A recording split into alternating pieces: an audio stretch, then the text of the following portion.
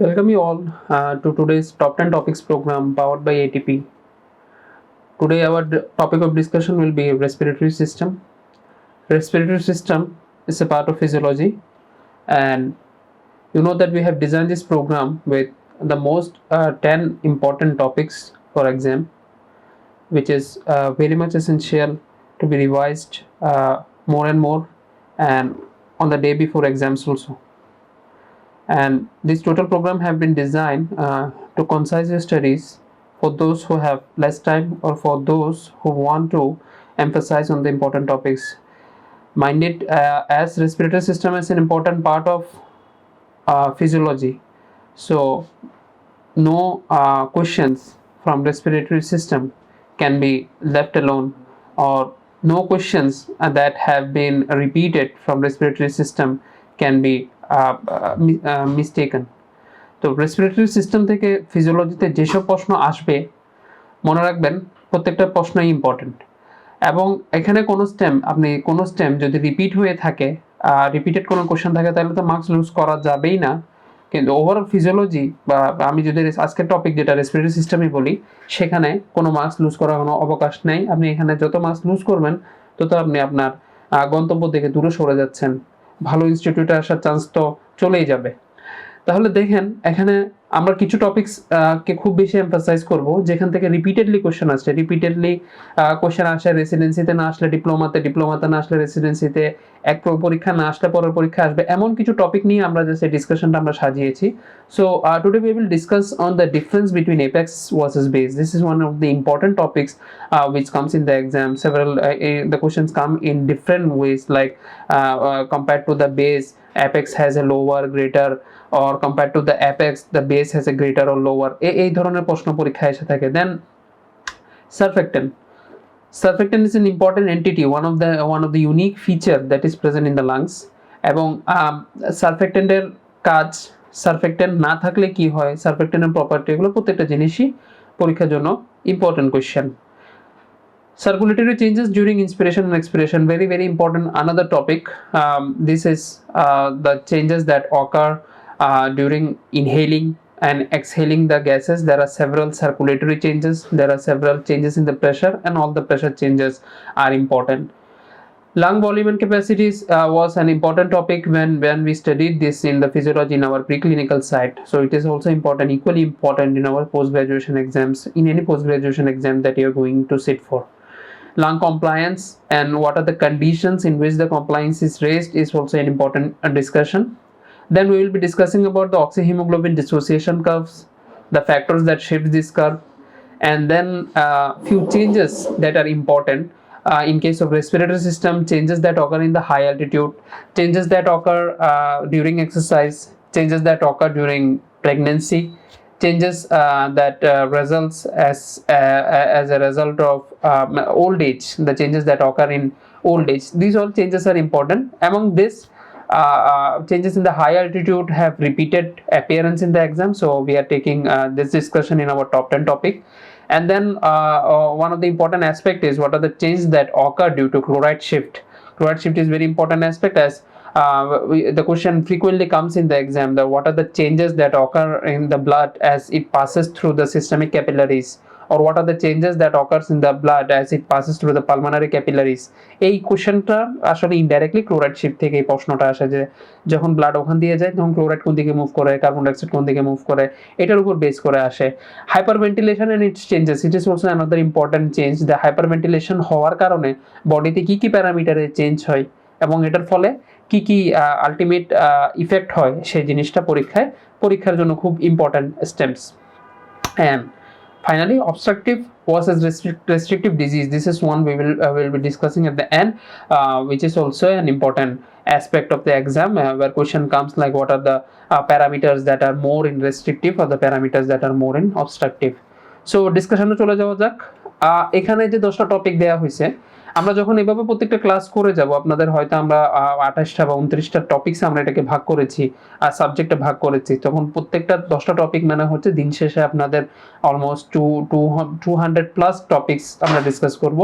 এবং আপনি ধরে নিতে পারেন এই 200 টপিকস থেকেই আপনার পরীক্ষায় 80% প্লাস কোশ্চেন আপনি পেয়ে যাবেন। তাহলে এই টপিকসগুলোকে ওভাবে গুরুত্ব দিবেন। আপনি যে কোনো সিটি পড়েন, যে কোনো বই পড়েন, যে কোনো লেকচারই ফলো করেন না কেন, এই টপিকের ডিসকাশনগুলো আপনার জন্য যে কোনো সময় পরীক্ষার জন্য ইম্পর্টেন্ট, এবং সব সময় আপনি যতদিন পরীক্ষা দিচ্ছেন এই টপিকগুলো আপনার জানা থাকতে হবে। তাহলে apex versus base, what are the difference that are seen in apex versus base, এটা আমরা একটু ডিসকাস করব। যে কয়েকটা ডিফারেন্স আমাদের রেসপিরেটরি সিস্টেমের কোশ্চেনের অংশ হয়ে থাকে, তার মধ্যে একটা হচ্ছে অ্যাপেক্স ভার্সেস বেস। তাহলে আমরা একটা জাস্ট ইমাজিনারি একটা ছবি দেখি। আমরা যদি অ্যাপেক্সের অ্যালভিওলিগুলোকে চিন্তা করতাম, অ্যাপেক্স আর বেজের, তাহলে দেখেন আমরা ছবিতে যেটা দেখানোর চেষ্টা করেছি, আপনারা ছবি থেকে মনে রাখবেন, সেটা হচ্ছে অ্যালভিওলার যে সাইজটা, অ্যালভিওলার সাইজটা অ্যাপেক্সের দিকে হচ্ছে বড় থাকে, বেজের দিকে অ্যালভিওলিগুলো হচ্ছে ছোট থাকে এবং মোর ক্লোজলি প্যাক থাকে। টোটাল সারফেস এরিয়া বেজের দিকে বেশি, কিন্তু অ্যালভিওলার সাইজটা অ্যাপেক্সে বেশি।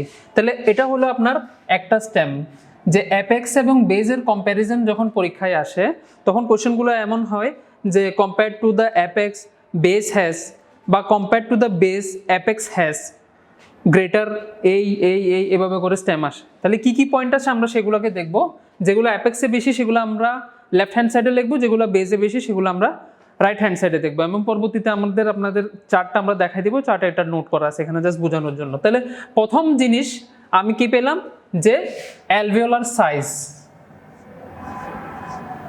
অ্যালভিওলার সাইজটা অ্যাপেক্সে বেশি, বেজে কম।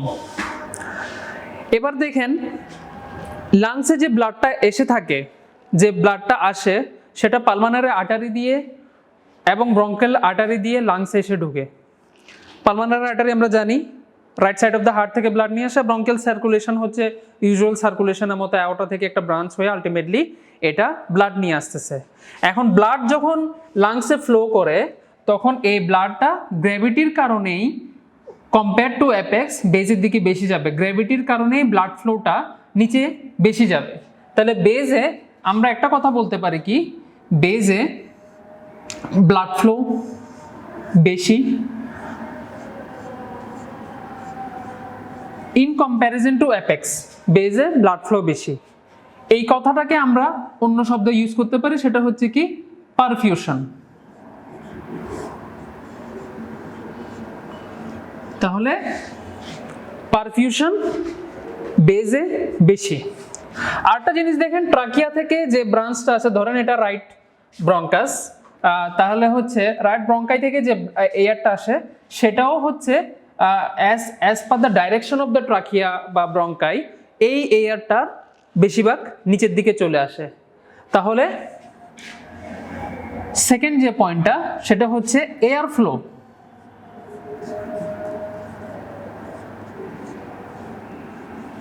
সেটাও gravity and due to the direction of the bronchi, এই এয়ার ফ্লোটাও নিচের দিকে বেশি আসে। তাহলে এয়ার ফ্লো বেশি আসে, বা আমরা বলতে পারি ভেন্টিলেশন বেশি হয়।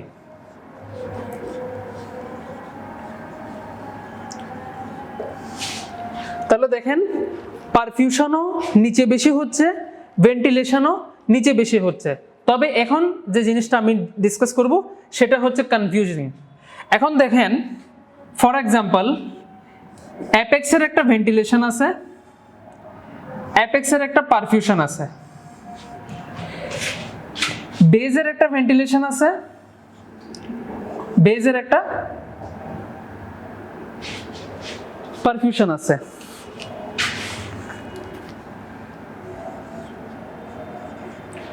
এখন আমরা আরবিটারি কিছু নাম্বার দিয়ে সেটাকে কম্পেয়ার করার চেষ্টা করবো। এগুলো এক্সাক্ট কোনো নাম্বার না, আরবিটারি নাম্বার। আমি জাস্ট বোঝানোর জন্য বলতেছি, এত কিছু আপনার মনে রাখতে হবে না। আমরা কি মনে রাখতে হবে সেটা আমরা লাস্টে বলবো। তাহলে আমরা বললাম কি, অ্যাপেক্সের চেয়ে বেজে ভেন্টিলেশনও বেশি, পারফিউশনও বেশি। আমি ধরে নিলাম এখানের ভেন্টিলেশন হচ্ছে 12 ইউনিট, পারফিউশন হচ্ছে 6 ইউনিট। ওখান থেকে কম্প্যারিজনে অ্যাপেক্সে ভেন্টিলেশনও কম, ধরলাম 10, পারফিউশন ধরলাম ওখান থেকে কম, ধরলাম 2। তাহলে দেখেন দুইটা জিনিসই বেজের চেয়ে অ্যাপেক্সে কম। কিন্তু এবার যদি আমি হিসাব করি ভেন্টিলেশন পারফিউশন রেশিও,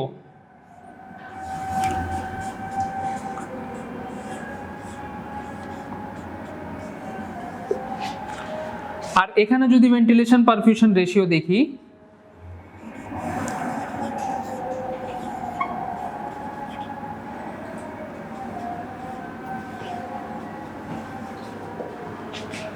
দেখেন রেশিও কোথায় বেশি হয়ে গেল, রেশিও অ্যাপেক্সে বেশি হয়ে গেল। যদিও ventilation and perfusion both are more in base compare to apex, but the ratio is greater in apex. এটা জাস্ট বোঝানোর জন্য আমি ক্যালকুলেশন দিয়ে দেখাইলাম কিভাবে ভেন্টিলেশন পারফিউশন দুটাই বেসে বেশি হয়ে অ্যাপেক্সে আপনার রেশিওটা বেশি হয়ে গেল। তাহলে ভেন্টিলেশন পারফিউশন যে রেশিও ভিকিউ রেশিওটা অ্যাপেক্সে বেশি। আমরা জানি যেখানে ভেন্টিলেশন পারফিউশন রেশিও বেশি মানে ভেন্টিলেশন পারফিউশনের সাথে ম্যাচিংটা বেশি, এখানে গ্যাসিয়াস এক্সচেঞ্জও বেশি। তাহলে তৃতীয় যে পয়েন্ট এখানে আসবে, এখানে গ্যাসিয়াস এক্সচেঞ্জ বেশি।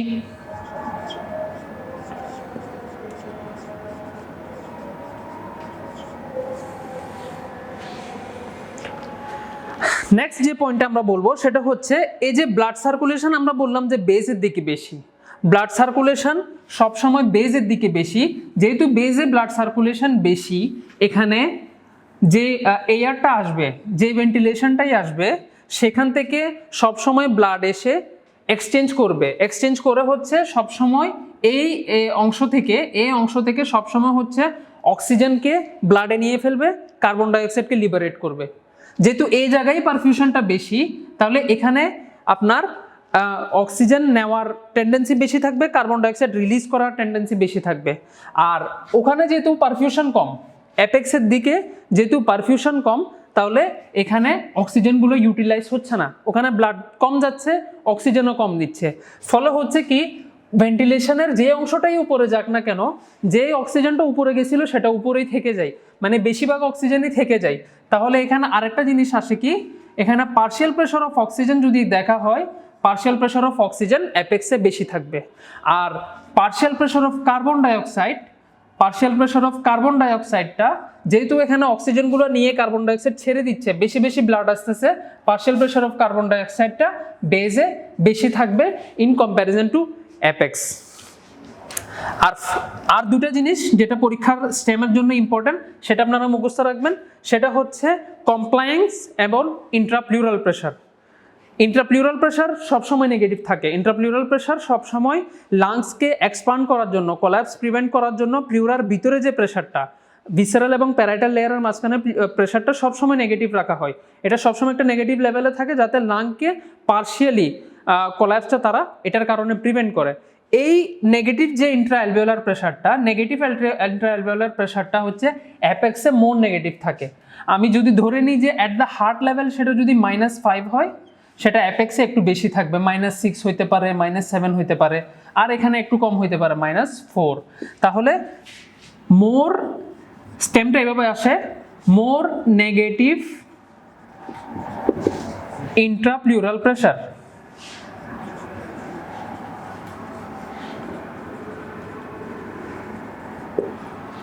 মোর নেগেটিভ ইন্ট্রাপ্লিউরাল প্রেশার, এই স্টেমটা এভাবে আসে। তাহলে অ্যাপেক্সে যদি বলা হয় compare to the base, apex has more negative intrapleural pressure, এটা ট্রু হবে।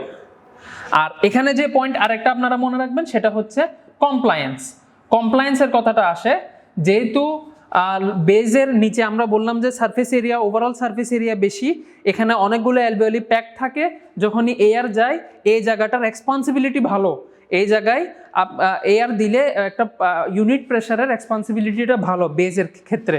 তো এই কথাটা আপনারা মনে রাখবেন, সেটা হচ্ছে কি কমপ্লায়েন্সটা বেসের দিকে বেশি। আমরা এখানে 4টা + 5টা 9টা পয়েন্ট লিখছি। এই কোশ্চেনটা রেসিডেন্সিতে না আসলে পরে রেসিডেন্সি পরীক্ষায় আসবে, ডিপ্লোমা একটাতে না আসলে পরেরটাতে আসবে, এভাবে করে এই কোশ্চেনটা রিপিট করবে। এটা মোটামুটি 100%। যদি ডিপ্লোমাতে না আসে রেসিডেন্সিতে আসবে, রেসিডেন্সিতে না আসলে ডিপ্লোমাতে আসবে, এরকম একটা কোশ্চেন।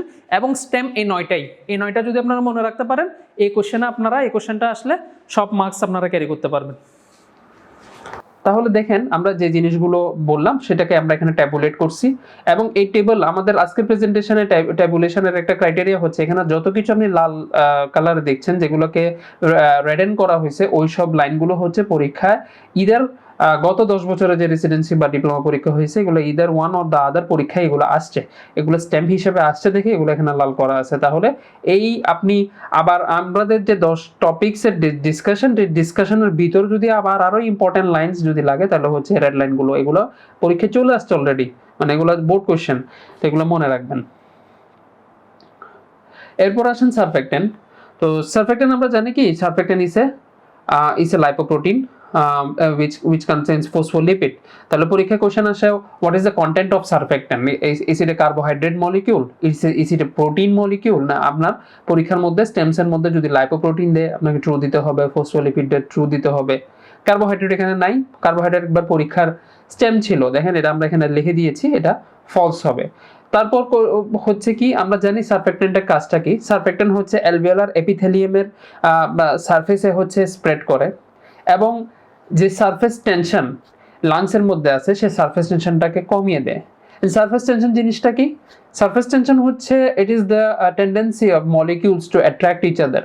এখন আপনি একটা গ্লাসে যখন পানি নেবেন, যখন পানি গ্লাসের নেবেন, আপনি দেখবেন যখন আপনি আই লেভেলে দেখার চেষ্টা করবেন পানির লেভেলটা, এটা সমান একটা লাইন ফলো করে না, এটা দুই পাশ দিয়ে আপনি দেখবেন এটা এলিভেটেড হয়ে যায়, দুই পাশ দিয়ে পানির লেয়ারটা এলিভেটেড।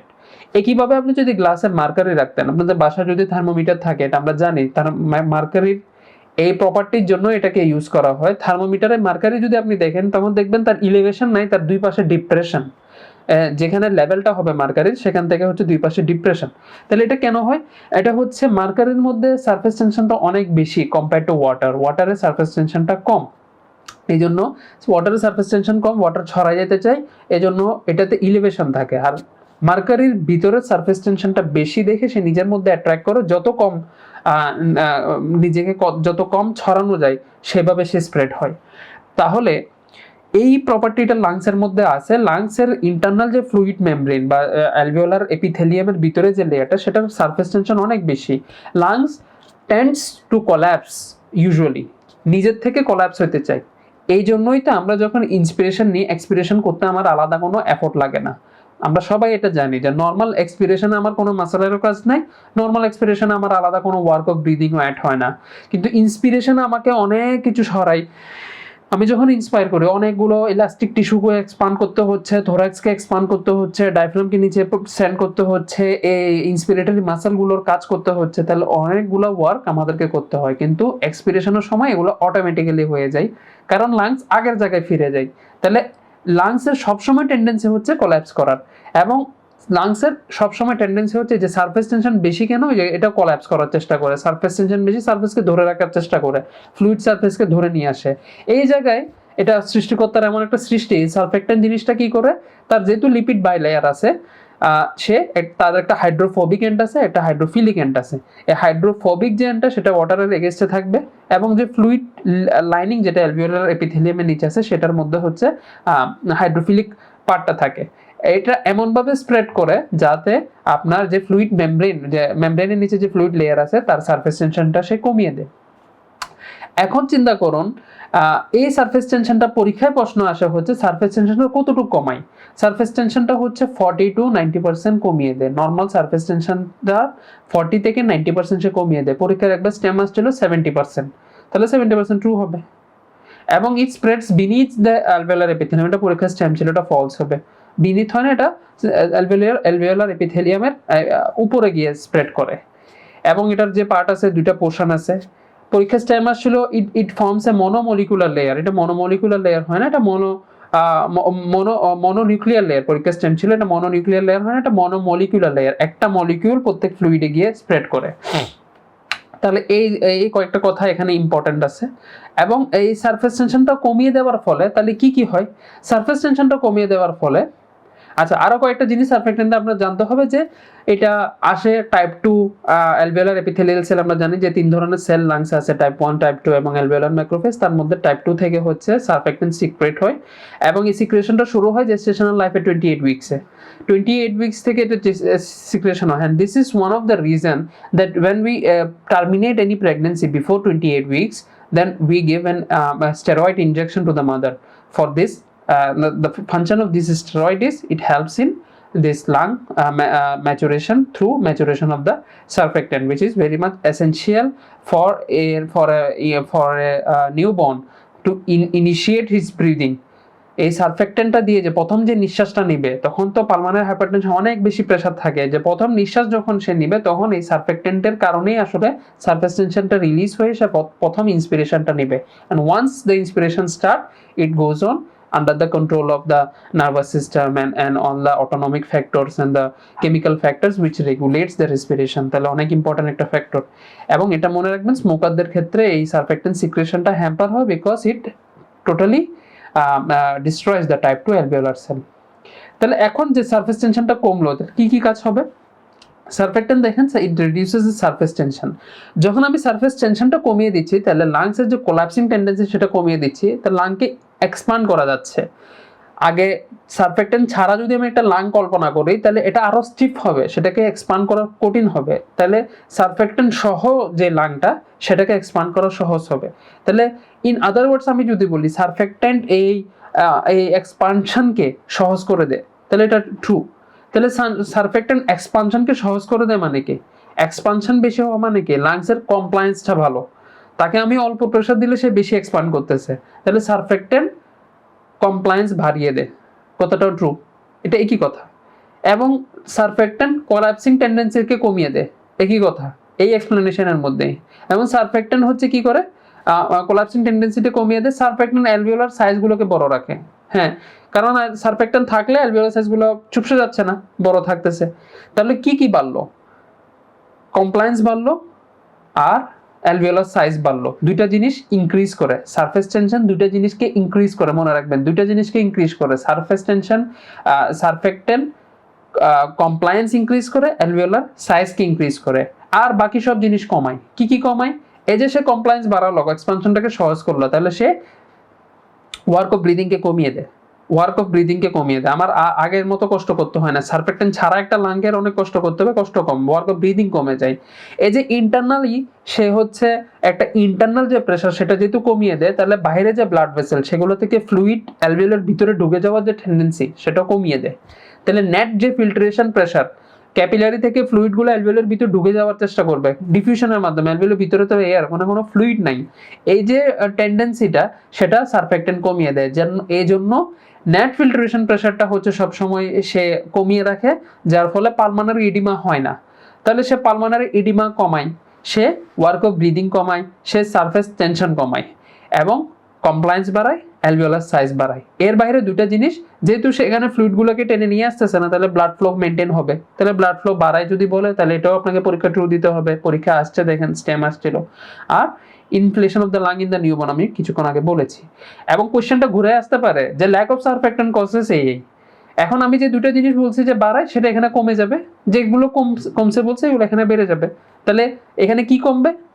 ল্যাক অফ সারফেক্টেন্ট যদি কোশ্চেনের হেডলাইন হয়, তাহলে এবার আপনার ইনক্রিজের মধ্যে সবগুলো ডিক্রিজে দুইটা জিনিস, কমপ্লায়েন্স কমে যাবে, ওয়ার্ক অফ অ্যালভিওলার সাইজটা কমে যাবে। ঠিক আছে, সারফেক্টেন্ট থেকে এর বাইরে আর কোশ্চেন আসেনি এর মধ্যে। এগুলোই কোশ্চেন, এগুলো আপনাকে জানতে হবে। এরপরে ভেরি ভেরি ইম্পর্টেন্ট টপিক, এটা না বুঝলে আপনি এখানে আনসার করাটা আপনার জন্য, এটা মুখস্থ করা অনেক কঠিন, তবে বুঝলে অনেক সহজ। আমরা এটা একটু দেখে আসি, তারপর আপনাকে টেবিলটা দেখাবো। ইন্সপিরেশন এক্সপিরেশনে কি ধরনের চেঞ্জ কার্ডিওভাস্কুলার সিস্টেমে হয় এবং কি ধরনের চেঞ্জ রেসপিরেটরি সিস্টেমে হয়, সেটা খুব ইম্পর্ট্যান্ট একটা টপিক ফর এক্সাম। এটার কোশ্চেনটাও খুব ফ্রিকুয়েন্টলি আসতে থাকে, প্রত্যেক পরীক্ষায় এখান থেকে কোশ্চেন রেসপিরেটরি সিস্টেমের আসতে পারে। এখন দেখেন, এটা মেকানিজম দিয়ে মনে রাখলে সহজ, এখানে অনেকগুলো পয়েন্ট মনে রাখতে হয়। মেকানিজম দিয়ে মনে রাখা সহজ, সেজন্য আমরা চেষ্টা করব একটু একটা ফ্লো চার্ট হিসাবে সেটাকে মনে রাখার জন্য। দেখেন, মনে রাখবেন যখন আমরা ইন্সপায়ার করি কিছু জিনিস আমরা ইজিলি এমনিতেই জানি যে ইন্সপিরেশন যখন আমরা করি আমরা অনেক এক্সট্রা একটা এয়ার ভিতরে নিচ্ছি, আমার অ্যান্ট্রোপোস্টেরিয়ার ডায়ামিটার বাড়াচ্ছি, থোরাক্সের ল্যাটারাল ডায়ামিটার বাড়াচ্ছি, ভার্টিক্যাল ডায়ামিটার বাড়াচ্ছি, ডায়াফ্রাম নিচে কন্ট্রাক্ট করে ডায়াফ্রাম নিচের দিকে নেমে যায়, আর যেহেতু ডায়াফ্রাম নিচের দিকে নেমে যায় তাহলে ইন্ট্রা অ্যাবডোমিনাল প্রেশার বাড়ে, সেটা তো আমরা জানি ইন্ট্রা অ্যাবডোমিনাল প্রেশার বাড়ে, এটা আমরা আগে থেকে জানি যে Intra abdominal pressure diaphragm contract করে নিচে বাড়ে আর নিচের দিকে যায়, সেজন্য ইন্ট্রা অ্যাবডোমিনাল প্রেশার বাড়ে। আর যেটা আমরা করি সেটা হচ্ছে ইন্ট্রাথোরাসিক প্রেশারকে আমরা কমাই। এই ইন্ট্রাথোরাসিক প্রেশার কমার ফলে কি হয়, থোরাক্সের প্রেশারটা কম হয়, ইন্ট্রাকার্ডিয়াক প্রেশারটা কমে। ইন্ট্রাকার্ডিয়াক প্রেশার কমে মানে রাইট অ্যাট্রিয়াল প্রেশার কমে।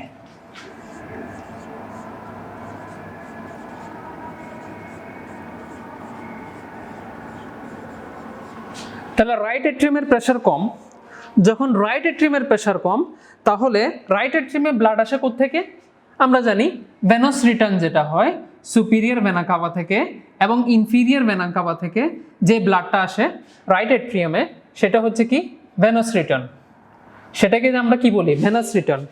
যেহেতু ইন্সপিরেশনের সময় মনে রাখেন এই জিনিসগুলো বডিতে একটা ডাইনামিক অবস্থায় চলতে থাকে, এখন কোনো হার্টকে যদি ইন্সপিরেশন স্টেজে বন্ধ করে দেখা যায় তো কি চেঞ্জ হয়, তখন আমরা এইসব চেঞ্জগুলো পাই। তো মানে প্র্যাকটিক্যালি তো এভাবে থাকে না, কিন্তু যদি আমি চিন্তা করি যে ওই মুহূর্তে কি চেঞ্জ হয় এগুলাই হচ্ছে আমরা জাস্ট এটা ডিপিট করতেছি। তাহলে ইন্সপিরেশনের ইনস্ট্যান্সে যেহেতু ইন্ট্রাথোরাসিক প্রেশার কম, হার্টের ভিতরে প্রেশার কম বা আমরা বলতে পারি রাইট অ্যাট্রিয়াল প্রেশার কম, তাহলে ভেনাস রিটার্ন বাড়ে।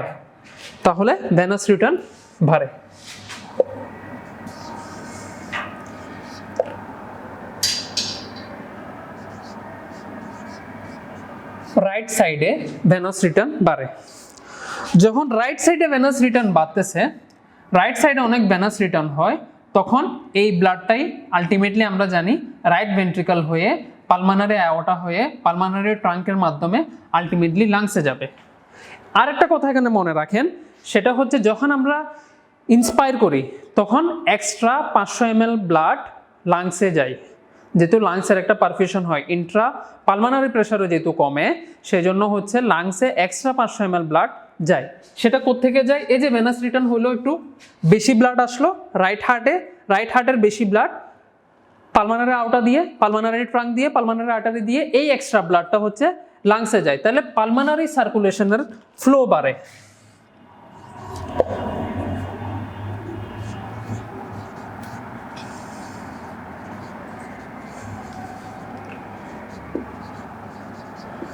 পালমানারি সার্কুলেশনের ফ্লো বাড়ে, পরীক্ষার স্টেমটা আসতে পারে পালমানারি আর্টারির ফ্লো বাড়ে,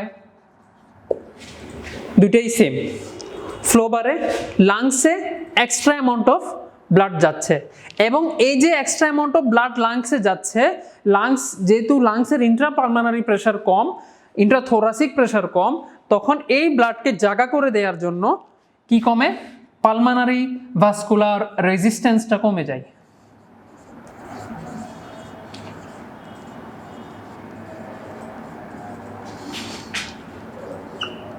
পালমোনারি ভাস্কুলার রেজিস্ট্যান্স এটা কমে for making space for this extra amount of blood during inspiration.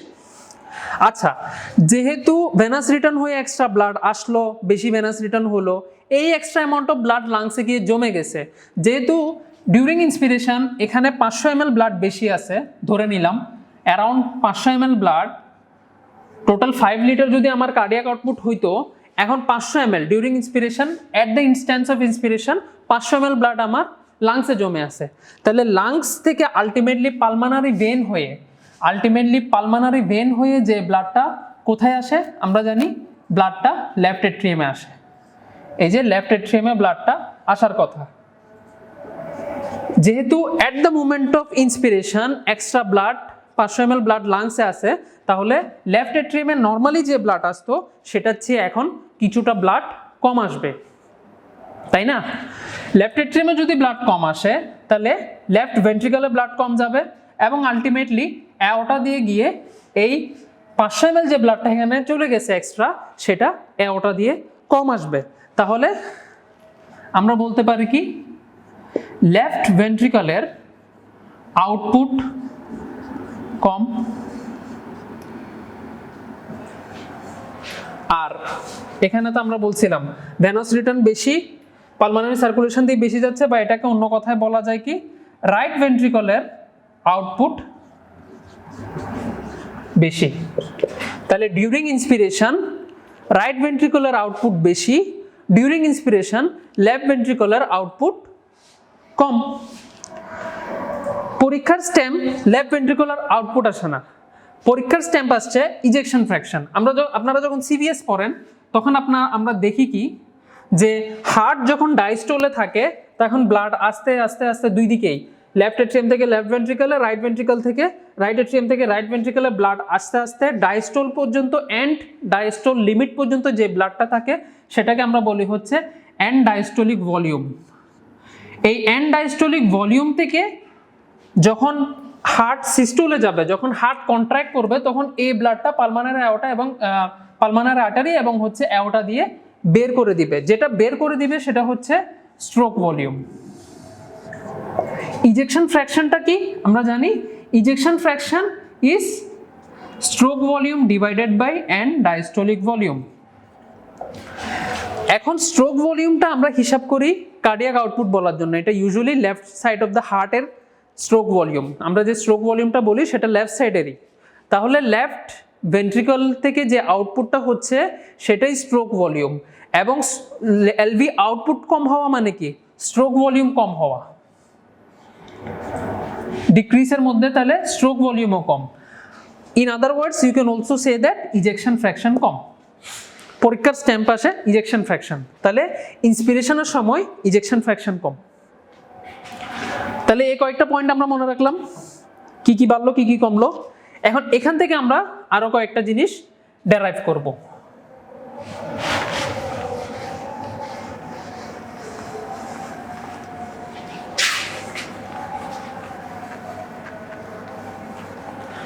যেহেতু আমরা বললাম যে ইন্সপিরেশনের সময় স্ট্রোক ভলিউম কম, তাহলে ইন্সপিরেশনের সময় স্ট্রোক ভলিউম কম, ইজেকশন ফ্র্যাকশন কম, কার্ডিয়াক আউটপুট কমে যায়।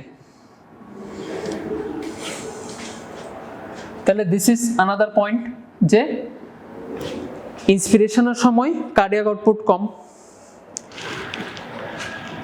এখন কার্ডিয়াক আউটপুট হচ্ছে আমরা কি জানি, কার্ডিয়াক আউটপুট হচ্ছে stroke volume into heart rate. যখনই ইন্সপিরেশনের সময় কার্ডিয়াক আউটপুট কমে, সেটা কমে কিসের জন্য, স্ট্রোক ভলিউম কমে যাওয়ার জন্য। স্ট্রোক ভলিউম কমে যাওয়ার জন্য হচ্ছে কার্ডিয়াক আউটপুট কমে যায়, তখন বডির ব্যারোরিসেপ্টর রিফ্লেক্স মেকানিজমটা অ্যাক্টিভেট হয়। ইউজুয়ালি হয় কি, ব্যারোরিসেপ্টর যখন প্রেশার বাড়ে তখন স্টিমুলেটেড হয়, ব্যারোরিসেপ্টর যখন প্রেশার বাড়ে ব্যারোরিসেপ্টর স্টিমুলেট হয়। এই ক্ষেত্রে যেহেতু কার্ডিয়াক আউটপুট কমে যাচ্ছে, কার্ডিয়াক আউটপুট কমে যাচ্ছে, তাহলে প্রেশারের ইকুয়েশনটা কি আমরা জানি কি, blood pressure is equal to cardiac output into total peripheral resistance। তাহলে যখন কার্ডিয়াক আউটপুট কমবে তখন সাইমালটেনিয়াসলি বিপিও কমবে। তাহলে 7 নম্বরে আমরা পয়েন্ট আনতে পারি কি, বিপি কমে। তাহলে ইন্সপিরেশনের সময় কার্ডিয়াক আউটপুট কমলো, আবার স্ট্রোক ভলিউম কমার কারণে কার্ডিয়াক আউটপুট কমলো, কার্ডিয়াক আউটপুট কমার কারণে বিপি কমে গেল। যখনই বিপি কমে যাবে তখন যে ইম্পালসটা ব্যারোরিসেপ্টরের কাছে যে ইম্পালসটা যাইতো সেই ইম্পালসটা কমে যাবে। ব্যারোরিসেপ্টরের কাছে যখন ইম্পালস কম যাবে, সে সেন্স করবে যে বিপি কম, সে তখন এটাকে বাড়ানোর চেষ্টা করবে। সে রিফ্লেক্সলি এখানে কোনো একটা জায়গায় সে কাজ করার চেষ্টা করবে, সে ইদার টিপিআর বাড়ানোর চেষ্টা করবে বা কার্ডিয়াক আউটপুট বাড়ানোর চেষ্টা করবে। কার্ডিয়াক আউটপুট যখন সে বাড়াইতে যাবে, সে তখন দেখবে যে সে স্ট্রোক ভলিউম বাড়াইতে পারতেছে নাকি হার্ট রেট বাড়াইতে পারতেছে।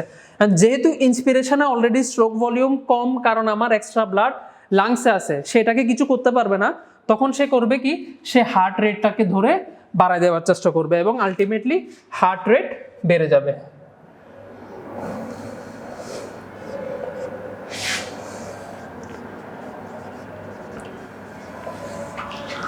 তাহলে কার্ডিয়াক আউটপুট কমলো, বিপি কমলো, হার্ট রেট কমলো।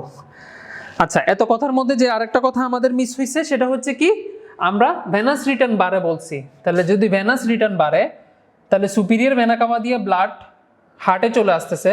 সুপিরিয়র ভেনা কাভা দিয়ে যখন ব্লাড হার্টে ড্রেন করে, তাহলে আমরা জানি আমরা জগুলার ভেনাস প্রেশার দেখি, জগুলার ভেনের ব্লাডগুলো যেহেতু সুপিরিয়র ভেনা কাভা হয়ে রাইট এট্রিয়ামে ড্রেন করতেছে, বা আমরা এটাও বললাম যে রাইট এট্রিয়ামের প্রেশার কম, যেহেতু রাইট এট্রিয়ামের প্রেশার কম বা ভেনাস রিটার্ন বেশি, তাহলে এই ভেনাস ব্লাডগুলো হার্টে চলে যাচ্ছে, তখন জগুলার ভেনাস প্রেশারটা কমে যায়। তাহলে কমার মধ্যে আরেকটা জিনিস যেটা আছে সেটা হচ্ছে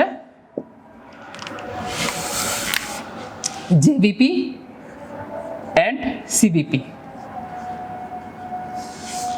এবার আমরা শর্টকাটে মনে রাখি, এত মেকানিজম দিয়ে সবকিছু আপনার মনে রাখতে পারবেন না, যে কয়েকটা আমরা কথায় কথায় মনে রাখলাম সেটা মনে রাখবেন। যে এখানে রাইট এট্রিয়ামের রাইট ভেন্ট্রিকলের ইন্সপিরেশনের সাথে মনে রাখবেন, ইন্সপিরেশনে সবগুলো আর, ইন্সপিরেশনে আর, ইন্সপিরেশন যেহেতু আর বেশি, তাহলে রাইট ভেন্ট্রিকলের আউটপুট বেশি, লেফট ভেন্ট্রিকুলার আউটপুট কম। লেফট ভেন্ট্রিকুলার আউটপুট কম মানে ইজেকশন ফ্র্যাকশন কম, ইজেকশন ফ্র্যাকশন কম মানে স্ট্রোক ভলিউম কম, কার্ডিয়াক আউটপুট কম। রাইট আউটপুট বেশি, রেট বেশি, রাইটের ভেনাস রিটার্ন বেশি। পরীক্ষার হলে ইন্সপিরেশনে কি কি চেঞ্জ হয় বললে, আর দিয়ে যেসব শব্দ আছে, রাইট হার্টের আউটপুট, রাইট হার্ট মানে রেট, আর হচ্ছে রাইট অ্যাট্রিয়ামের ভেনাস রিটার্ন, সেগুলো হচ্ছে বাড়ে। আর কমে হচ্ছে কি, সবগুলো পি কমে।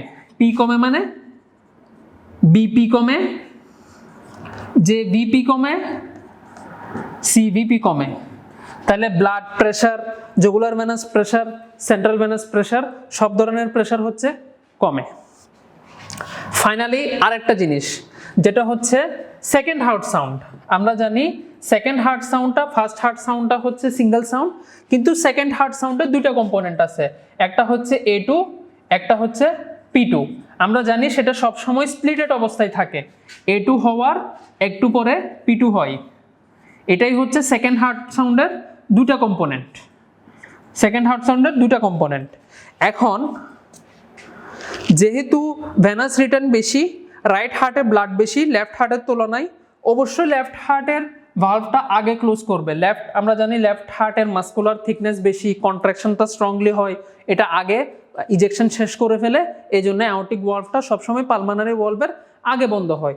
তবে এক্সপিরেশন এবং ইন্সপিরেশনকে যদি কম্পেয়ার করা হয়, ডিউরিং ইন্সপিরেশন এক্সট্রা যেহেতু 500 ml ব্লাড এখান দিয়ে লাংসে যাচ্ছে, তাহলে P2 কে বন্ধ হইতে আরো বেশি সময় লাগতেছে। এটা যদি নর্মালি A2 এবং P2 মাঝখানে সময়ের ডিস্টেন্স আমরা ধরি, তাহলে ডিউরিং ইন্সপিরেশন এই A2 P2টা আর একটু লেনদেনিং হবে, তাহলে স্প্লিটিংটা ইন্সপিরেশনের সময় আর একটু ওয়াইডার হবে, more prominent splitting of the A2 P2 হবে। তাহলে এই যে 11 থেকে 12টা পয়েন্ট আমরা টোটালি বলছি, এগুলো প্রত্যেকটা মনে রাখবেন, এখান থেকে ঘুরে ফিরে স্টেম আসবে। শর্টকাটে মনে রাখার জন্য কিছু কিছু আর বাড়ে, কিছু কিছু পি কমে, আর বাকি জিনিসগুলো যতটুকু মেকানিজম দিয়ে মনে রাখা যায় ভালো হবে। ইন্সপিরেশনের আর দুটো জিনিস যেটা আমাদেরকে জানতে হয় সেটা হচ্ছে ইন্ট্রা অ্যালভিওলার প্রেশার এবং ইন্ট্রা প্লিউরাল প্রেশার। এখান থেকে অনেকগুলো কোশ্চেন এসে থাকে। ইন্সপিরেশনের যদি কার্ডিওভাস্কুলার এবং রেসপিরেটরি চেঞ্জগুলো না আসে, কার্ডিওভাস্কুলার চেঞ্জ যদি না আসে, রেসপিরেটরির এই চেঞ্জটা কোশ্চেনে অবশ্যই আসবে।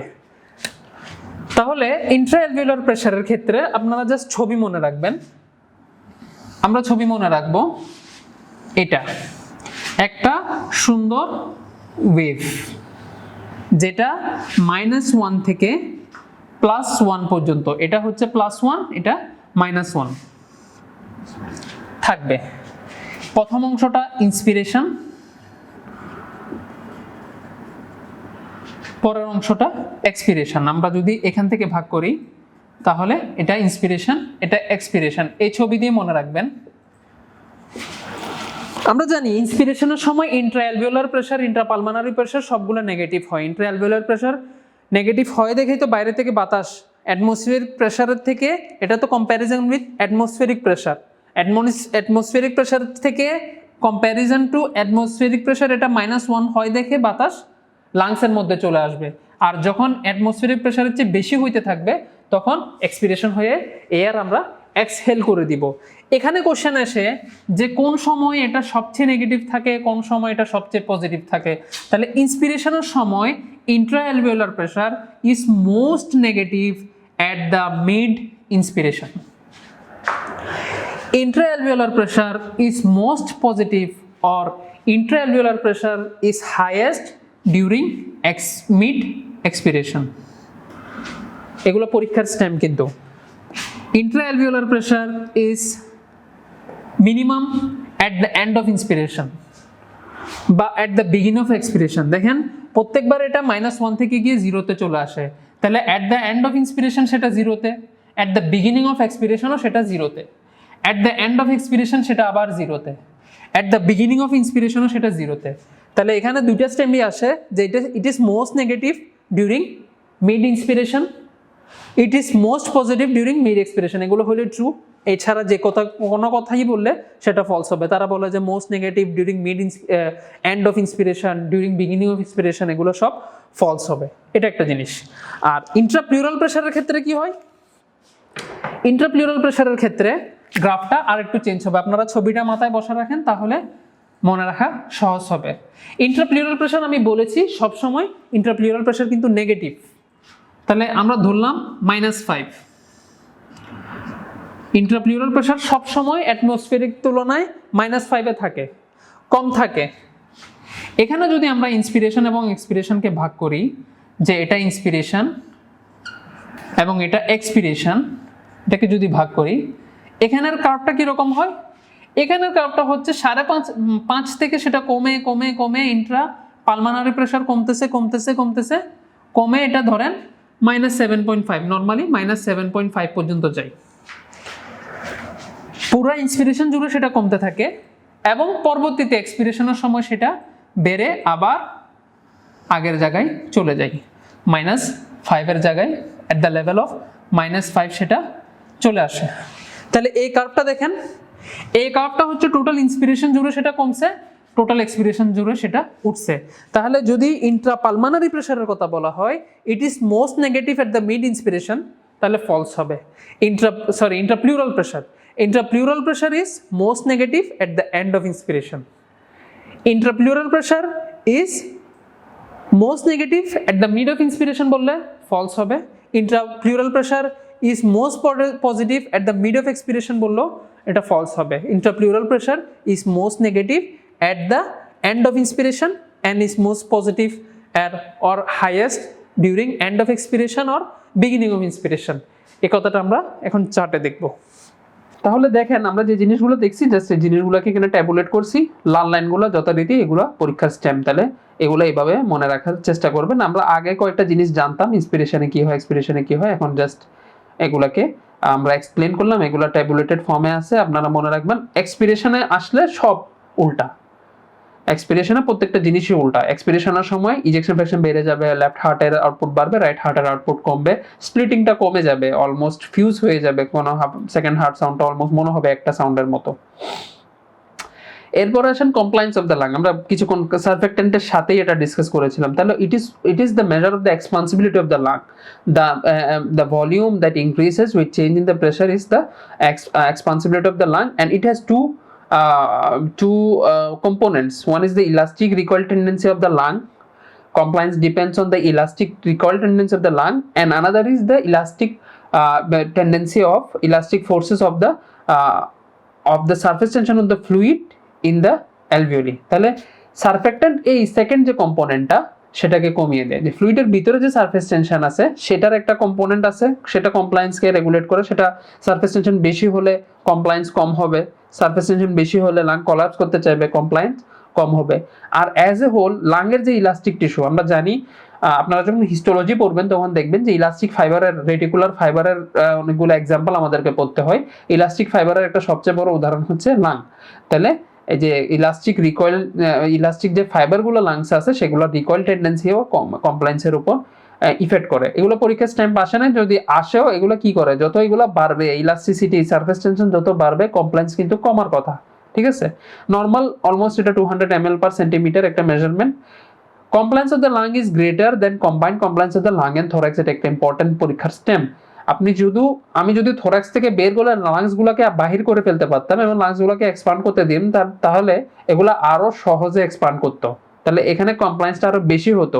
কিন্তু যেহেতু থোরাক্স একটা স্টিফ ক্যাভিটি, এটা একটা ক্লোজড ক্যাভিটি, এই জন্য থোরাক্সের যে compliance together with thorax and lung, সেটা অবশ্যই অনলি লাং থেকে কম। এই লাইনটা আপনারা মনে রাখবেন, এটাতে কনফিউজ করবেন না, এটা পরীক্ষা স্ট্যাম্প আসে ঘুরে আসতে পারে। Compliance of the lung is greater than combined compliance of the lung, বা কোশ্চেনটা এরকম আসে না, কোশ্চেন আসে কি হেডিং চলে আসে compliance of the lung is greater দিয়ে then lung and the thorax together, এটা একটা স্ট্যাম্প, তাহলে এটা ট্রু হবে। আর যদি কোশ্চেনের স্ট্যাম্প এরকম হয় compliance of the lungs and thorax together is greater than compliance of the lung alone, তাহলে এটা ফলস হবে। তাহলে আপনারা হেডিং দেখবেন, সাধারণত হেডিং এটাই আসে, compliance of the lung is greater in এটা দেন এটা, means lungs alone than lungs and thorax together, saline fill lung or the normal lung, normal pressure আর হায়ার প্রেশার। দেখেন পরে আমাদের একটা লিস্ট দেওয়া আছে, পরীক্ষা সবসময় কোশ্চেন আসে follow compliance of the lung is greater in দিয়ে কোশ্চেনটা শেষ, এরপরে আসে কি in saline fill lung than in normal lung, তাহলে এটা ট্রু হবে। আর যদি কোশ্চেনটা এরকম হয় যে normal lung than in saline fill lung, তাহলে ফলস হবে। তাহলে আমার রাইট হ্যান্ড সাইডে যেসব ফ্যাক্টর আছে সেগুলো যদি কোশ্চেনের শুরুতে আসে তাহলে এগুলো সব ট্রু হবে। রাইট হ্যান্ড সাইডের কথাগুলো মনে রাখেন, সেগুলো পরীক্ষার স্ট্যাম্পের শুরু দিয়ে আসলে তাহলে এগুলো ট্রু হবে। প্রশ্ন সবসময় একভাবেই আসতেছে, compliance of the lung is greater in, এভাবে দিয়ে আসে। তাহলে যত অ্যাডাল্ট তাদের ইনফ্যান্টের চেয়ে কমপ্লায়েন্স ভালো। স্যালাইন ফিল্ড একটা লাং যদি হয় এয়ার ফিল্ড লাংয়ের চেয়ে স্যালাইন ফিল্ড লাংয়ের কমপ্লায়েন্স ভালো, সেটা ইজিলি এক্সপ্যান্ড করে। আচ্ছা, বেজ এবং অ্যাপেক্স আমরা বলেছি বেজ অফ দ্য লাংয়ে কমপ্লায়েন্স বেশি। আর নর্মাল রেসপিরেশন দেন ফোর্সফুল রেসপিরেশন, এটা একটা বোঝার ব্যাপার আছে যে কমপ্লায়েন্স সবসময় নর্মাল ফেনোমেনাতে সবচেয়ে বেশি। Normal tidal volume, normal pressure, normal volume চেঞ্জে কমপ্লায়েন্স বেশি হবে। আপনি অনেক বেশি প্রেশার দিচ্ছেন এই জন্য যে লাং অনেক বেশি এক্সপ্যান্ড করবে, এক্সপ্যান্ড করার তার জায়গা নেই, এটা না। আবার কম প্রেশার দিলে তো অবশ্যই এক্সপ্যানশনটা কম হবে। আবার আপনি অনেক ইন্সপিরেটরি এফোর্ট দিয়ে টাইডাল ভলিউমটা 500 জায়গায় 700 করে নিচ্ছেন প্রত্যেকবার, প্রত্যেক এক্সপিরেশনটা একটু এক্সট্রা বাড়ায় নিচ্ছেন, এই সময়ও কমপ্লায়েন্স কিন্তু বেশি হবে না। কমপ্লায়েন্স সবসময় নর্মালের মধ্যে নর্মালটা বেশি। পরীক্ষার স্ট্যাম্প ঘুরাই আসে কি compliance of the lung is highest in the highest pressure বা হাইয়েস্ট এক্সপান্ডিং প্রেশার বা হাইয়েস্ট এক্সপান্ডিং ভলিউম, এগুলো সব ধরনের ফলস আসবে। আপনি যখন এই ধরনের স্ট্যাম্প দেখবেন এটা অবশ্যই ফলস হবে। স্ট্যান্ডিং পজিশনে অবশ্যই কমপ্লায়েন্স বেশি, যেহেতু ডায়াফ্রামটা নিচের দিকে থাকে, লাংস এক্সপান্ড করার জায়গা বেশি, স্ট্যান্ডিং পজিশনে কমপ্লায়েন্স বেশি হবে। এবং obstructive lung disease, obstructive lung ডিজিজে রেস্ট্রিকটিভ লাং ডিজিজের চেয়ে কমপ্লায়েন্স বেশি। অবস্ট্রাকটিভ লাং ডিজিজের আমরা যখন অবস্ট্রাকটিভ ভার্সেস রেস্ট্রিকটিভ ডিসকাস করব তখন দেখবেন অবস্ট্রাকটিভ লাং ডিজিজের একটা চিত্র আমরা যদি চিন্তা করি, সিওপিডির একটা চিত্র যদি চিন্তা করি, তাহলে একটা এক্সপান্ডেড একটা লং এলংগেটেড একটা লাং, এবং এটার ইলাস্টিসিটি কমে গেছে ওল্ড এজে স্মোকিং করতে করতে, তাহলে ইলাস্টিসিটি কমে গেছে মানে ইলাস্টিক রিকয়েল টেন্ডেন্সিটা তার কমে গেছে, তাহলে ইজিলি এক্সপান্ড করবে এবং এটার কমপ্লায়েন্সটা সেজন্য বেশি। এই অর্থে এটা না যে কমপ্লায়েন্স বেশি বলে লাংসটা ভালো, ব্যাপারটা তা না, কিন্তু কমপ্লায়েন্স কম্পেয়ার টু রেস্ট্রিকটিভ এটা বেশি। আর রেস্ট্রিকটিভ লাং ডিজিজে কি লাংসটা ফাইব্রোসড হয়ে আছে, অনেকগুলো কোলাজেন ফাইবার ডেপোজিশন, তাহলে এটা ইজিলি এক্সপান্ড করে না, এখানে কমপ্লায়েন্সটা অবশ্য কম। আরো কিছু উদাহরণ আছে সেগুলো আপনারা দেখবেন যেগুলোতে কমপ্লায়েন্স কমে। এরপরে পালমোনারি ভলিউমস অ্যান্ড ক্যাপাসিটি, আমরা 4টা ভলিউম এবং 4টা ক্যাপাসিটির কথা মনে রাখবো। এই চার্টটা আপনারা মনে রাখার চেষ্টা করবেন, এই চার্ট দিয়েই আমরা সবকিছু এক্সপ্লেন করতে পারবো। এখানে মাঝখানে যে ওয়েভটা দেখানো হচ্ছে সেটা হচ্ছে টাইডাল ভলিউম। তাহলে টাইডাল ভলিউমটা কি, যেটা হচ্ছে প্রত্যেক ইন্সপিরেশন এবং প্রত্যেক এক্সপিরেশন আমি যে এয়ারটা ভিতরে নিচ্ছি এবং বাইরে নিচ্ছি, যেটা ইনহেল করছি এবং এক্সহেল করছি, সেটা হচ্ছে নর্মাল টাইডাল ভলিউম। এটা ইউজুয়ালি 500 ml। আর টাইডাল ভলিউমের বাহিরে যেটা ভলিউম সেটা হচ্ছে কি in access of tidal volume, আমি যখন ম্যাক্সিমাম ইন্সপিরেটরি এফোর্ট দিব আমি এক্সট্রা একটা ইন্সপিরেটরি এফোর্ট দিয়ে যে বাতাসটা নিতে পারবো in access of tidal volume, this is known as the inspiratory reserve volume. It is 3000 ml. Similarly, when you try to exhale under effort, যখন আমি effort দিয়ে বাতাস বের করে দেওয়ার চেষ্টা করব, you can remove more air than the normal tidal volume, and this amount of air that can be removed in excess of the tidal volume is known as the expiratory reserve volume, and it is around 1100 ml. Now, what is vital capacity? Vital capacity is the combination of this tidal volume, inspiratory reserve volume, and the expiratory reserve volume. That is the maximum air you can take in and the maximum air you can exhale. তাহলে আমি যদি বলি যে maximum air আমি কতটুকু নিতে পারবো, সেটা tidal volume plus inspiratory reserve volume. আর ম্যাক্সিমাম আমি কত বাতাস বের করে দিতে পারবো, সেটা tidal volume plus expiratory reserve volume. তাহলে এই জিনিসটা টোটালটাই হচ্ছে ভাইটাল ক্যাপাসিটি। আরেকটা ইম্পর্টেন্ট ভলিউম এখানে থেকে যায়, সেটা হচ্ছে 4 নাম্বার যে ভলিউমটা, সেটা হচ্ছে রেসিডুয়াল ভলিউম, এবং এটা পরীক্ষার স্টেম ছিল। রেসিডুয়াল ভলিউম হচ্ছে আপনি ম্যাক্সিমাম এক্সপিরেটরি এফোর্ট দেওয়ার পরও কিছু বাতাস আপনার লাংসে থেকে যায়, সেটা হচ্ছে রেসিডুয়াল ভলিউম। এই এয়ারটাও আপনার লাং কোল্যাপস প্রিভেন্ট করে। একদম লাংস যদি সব বাতাস বের করে ফেলতে পারতাম তাহলে তো লাংস কোল্যাপস হয়ে যেত। তাহলে পরীক্ষায় যদি কোশ্চেন আসে, যদি এটা কোনো সময় আসে না যে what are the factors that prevent collapse of the lungs, এটা কিন্তু আমাদের প্রিক্লিনিক্যাল একটা ইম্পর্টেন্ট কোশ্চেন ছিল। তাহলে এই ফ্যাক্টরগুলো যদি আসে তাহলে এখানে রেসিডুয়াল ভলিউম একটা ফ্যাক্টর, সারফেক্টেন্ট একটা ফ্যাক্টর, এবং প্লিউরার যে প্রেশারটা সেটাও একটা ফ্যাক্টর। আমরা ইন্টারপ্লিউরার প্রেশার বলেছি যে সবসময় নেগেটিভ থাকে। এই নেগেটিভ প্রেশারটা হচ্ছে লাংসকে বাইরের দিকে টেনে ধরে রাখে। রেসিডুয়াল ভলিউমটা ভিতর থেকে একটা প্রেশার ক্রিয়েট করে রাখে, একদম চুপসাইতে দেয় না। সারফেক্টেন্টও একই কাজ করে। এই তিনটা কথা পরীক্ষায় যদি কোনো সময় ধরনের কোশ্চেন আসতে পারে। তাহলে রেসিডুয়াল ভলিউম পরীক্ষার স্টেম ছিল। এবং এই যে রেসিডুয়াল ভলিউম, সেটার সাথে আরেকটা ক্যাপাসিটি রিলেটেড, সেটা হচ্ছে কি functional residual capacity. Functional residual capacity বলতে কি, আমি তো যেটা বললাম এক্সপিরেটরি রিজার্ভ ভলিউমের পরে গিয়ে যেটা থাকে সেটা রেসিডুয়াল ভলিউম, কিন্তু টাইডাল ভলিউমের পরে গিয়ে যেটা থাকে সেটা কি হবে? নর্মাল টাইডাল ভলিউমে তো আমি এক্সপিরেটরি রিজার্ভ ভলিউমটা বের করে দিচ্ছি না। তাহলে টাইডাল ভলিউমের পরে যেটা থাকে সেটা হচ্ছে expiratory reserve volume plus the residual volume. মানে এটা সবসময় আমার লাংসে থাকতেছে নর্মাল যখন আমি নিঃশ্বাস নিচ্ছি, এবং সেটা হচ্ছে ফাংশনাল রেসিডুয়াল ক্যাপাসিটি। এটাই functional residual capacity is just the combination of residual volume and expiratory reserve volume. Inspiratory capacity important না, এটা টাইডাল ভলিউমের সাথে ইন্সপিরেটরি রিজার্ভ ভলিউমের কম্বিনেশন। ভাইটাল ক্যাপাসিটি আমরা বলে ফেলেছি, পরীক্ষায় কোশ্চেন হিসেবে আসছে, এবং ভাইটাল ক্যাপাসিটি থেকে কোন কোন ফ্যাক্টরে ভাইটাল ক্যাপাসিটি বাড়ে কমে এগুলো কিন্তু পরীক্ষার কোশ্চেন। এটা আমাদের ডিসকাশন হয়তো আজকে নাই, কিন্তু এটাও একটা ইম্পর্টেন্ট কোশ্চেন। আর এর বাইরে টোটাল লাং ক্যাপাসিটি যদি আমি বলি, তাহলে টোটাল আমি কত গেলাম, এটা অলমোস্ট 5800 ml। এটা হচ্ছে ভাইটাল ক্যাপাসিটি সাথে শুধু রেসিডুয়াল ভলিউমটা যোগ করলে তাহলে এটা হচ্ছে টোটাল লাং ক্যাপাসিটি। এখন পরীক্ষা স্ট্যাম্প আসতে পারে total lung capacity is equal to কি, তাহলে total lung capacity is residual volume plus expiratory reserve volume plus tidal volume plus inspiratory reserve volume. মনে রাখবেন টোটাল লাং ক্যাপাসিটির সূত্রটা আবার রেসিডুয়াল ভলিউম প্লাস ভাইটাল ক্যাপাসিটিও যদি বলেন তাহলেও ট্রু, কিন্তু residual volume plus functional residual capacity plus tidal volume plus inspiratory reserve volume এভাবে বললে কিন্তু হবে না, কারণ একটা ভলিউম এখানে দুইবার পড়ে যাচ্ছে। এটা আপনারা খেয়াল রাখবেন।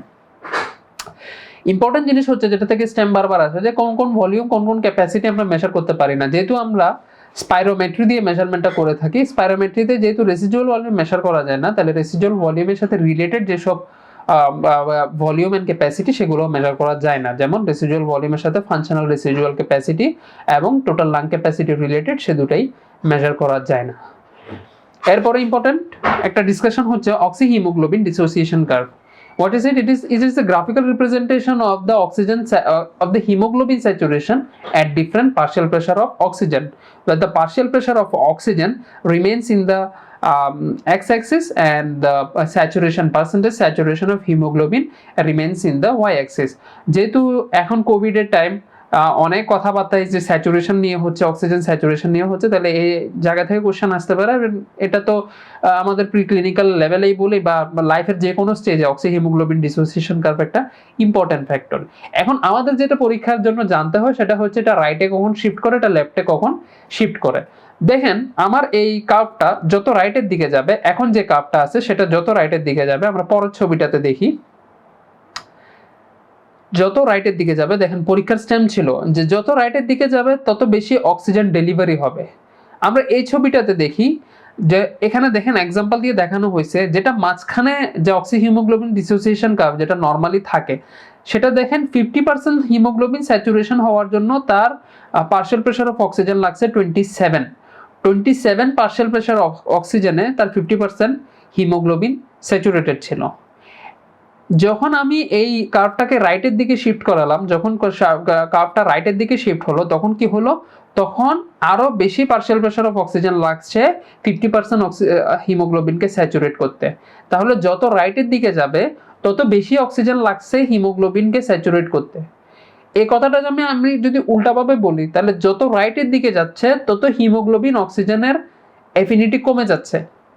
এই জন্য তো বেশি অক্সিজেন লাগছে, বেশি অক্সিজেনের প্রেশার লাগছে হিমোগ্লোবিনকে স্যাচুরেট করতে, তাই নয় কি? তাহলে যত রাইটের দিকে যাচ্ছে তত হিমোগ্লোবিনের অ্যাফিনিটি কমে যাচ্ছে টুয়ার্ডস অক্সিজেন। এটাকেই যদি ফাইনালি আমি এভাবে বলি যে যত রাইটের দিকে যাচ্ছে তত হিমোগ্লোবিন অক্সিজেন ছেড়ে দিচ্ছে, এটাও ট্রু। তাহলে মেন যে কথাটা আপনারা এখান থেকে মনে রাখবেন, নোট ডাউন করবেন, যত রাইটে যাবে তত অক্সিজেন রিলিজ হবে, যত রাইটে যাবে তত রিলিজ হবে, আর আর দিয়ে মনে রাখবেন, যত রাইটে যাবে তত রিলিজ হবে। তাহলে বডির এই মেকানিজমটা কখন কখন অক্সিহিমোগ্লোবিন ডিসোসিয়েশন কার্ভকে রাইটে নিবে, যখন যখন তার অক্সিজেন রিলিজ প্রয়োজন হবে। যেখানে যেখানে অক্সিজেনের প্রয়োজন হবে সেখানে সেখানে সে অক্সিহিমোগ্লোবিন ডিসোসিয়েশন কার্ভকে রাইটে নিয়ে যাবে। পূর্ববর্তী যে স্লাইডটা দেখেন কি বললাম আমরা, যখন সিস্টেমিক ক্যাপিলারিতে ব্লাড যায় তখন তো অক্সিজেন রিলিজ করতে হয়, কার্বন ডাইঅক্সাইডকে নিয়ে আসতে হয়। তাহলে এই যে অক্সিজেন রিলিজ সে কিভাবে করবে, সেটা করে through shifting the curve towards the right, decreasing the affinity of hemoglobin towards oxygen and causing release of oxygen. তাহলে oxygen release occur with rightward shift. And what are the condition where the oxygen release occur? Oxygen release এমন এমন কন্ডিশনে হবে যেগুলোতে অক্সিজেনের দরকার হবে। তাহলে রাইট এমন এমন কন্ডিশনে শিফট করবে যেখানে অক্সিজেনের দরকার হবে। তাহলে অক্সিজেনের দরকার কোথায় কোথায় হবে? হাইপোক্সিয়াতে হবে। কোথাও হাইপোক্সিয়া আছে সেখানে অক্সিজেনের দরকার হবে। আপনারা মনে রাখবেন, হাইপোক্সিয়া, হাইপারকেপনিয়া, অ্যাসিডোসিস বডির অনেকগুলো ফেনোমেনা নেয়। আমার সাথে যেহেতু ফিজিওলজির অনেকগুলো ক্লাস আপনাদের হবে, তাহলে হাইপোক্সিয়া, হাইপারকেপনিয়া, অ্যাসিডোসিস আমরা সিভিএস এর ডিসকাশনটা আনবো, নার্ভাস সিস্টেমের ডিসকাশনটা আনবো, যে হাইপোক্সিয়া, হাইপারকেপনিয়া, অ্যাসিডোসিস সবসময় একসাথে থাকে। তাহলে হাইপোক্সিয়া, হাইপারকেপনিয়া, অ্যাসিডোসিসে রাইটওয়ার্ড শিফট হবে।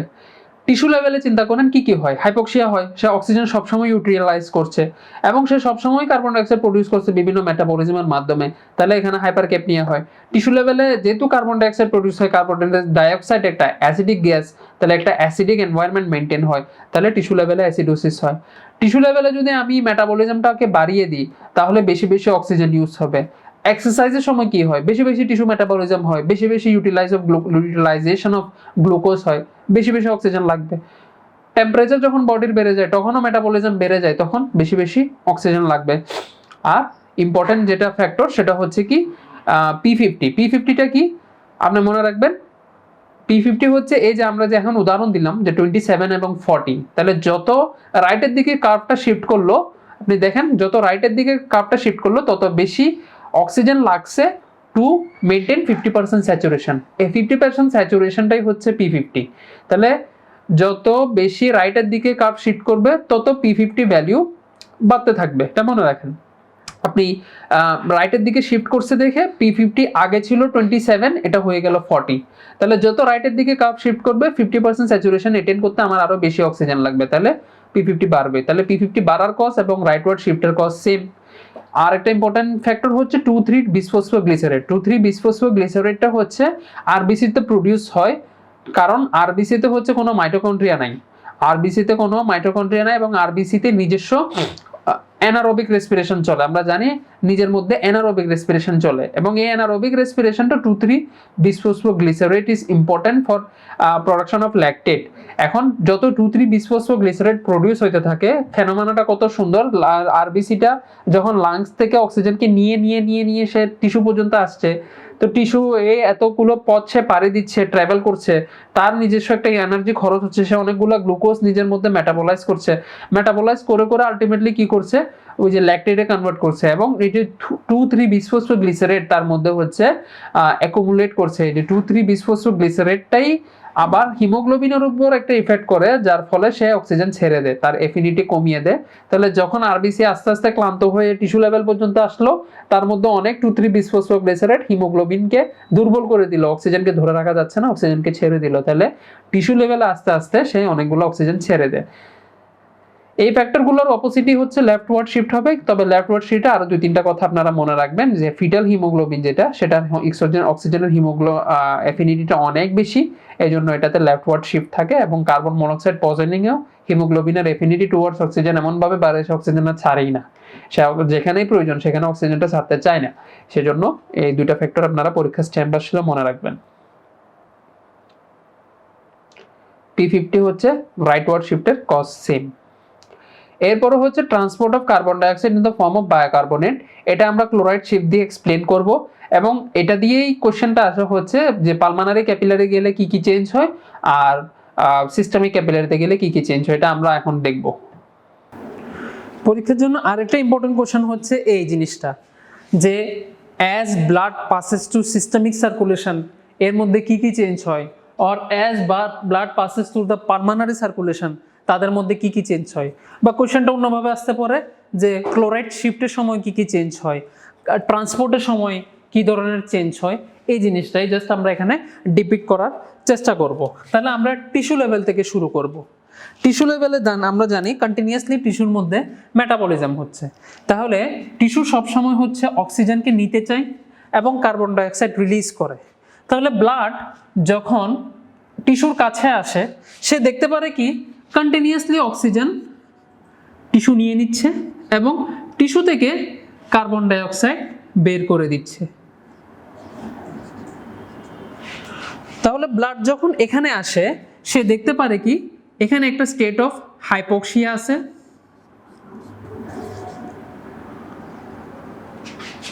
একটা স্টেট অফ হাইপারক্যাপনিয়া আছে।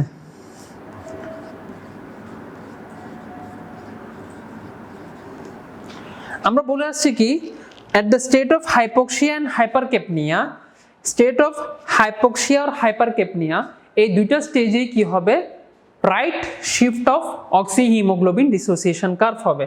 তাইলে টিস্যুতে যখন ব্লাড আসে, সে হাইপোক্সিয়া এন্ড হাইপারক্যাপনিয়া সেন্স করতে পারে, তখন আরবিসির মধ্যে যে হিমোগ্লোবিন আছে, সেই হিমোগ্লোবিনের অক্সিহিমোগ্লোবিন ডিসোসিয়েশন কার্ভ, যেটা অক্সিহিমোগ্লোবিন ডিসোসিয়েশন কার্ভটা রাইটে শিফট করে। ইন আদার ওয়ার্ডস, রাইট বলতে কি রিলিজ, আমরা বলছি রাইট বলতে রিলিজ। তাহলে রাইট বলতে সে অক্সিজেন রিলিজ করে দিবে। কে রিলিজ করে দিবে? হিমোগ্লোবিন। হিমোগ্লোবিন যখন হাইপোক্সিয়া হাইপারক্যাপনিয়া সেন্স করবে, সে অক্সিজেন রিলিজ করে দিবে। তাহলে at blood passes through systemic circulation, oxygen release হয়।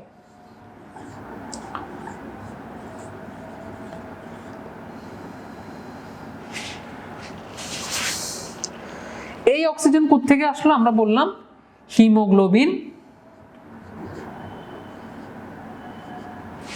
এই যে অক্সিহিমোগ্লোবিন আছে, সে অক্সিহিমোগ্লোবিন ভেঙে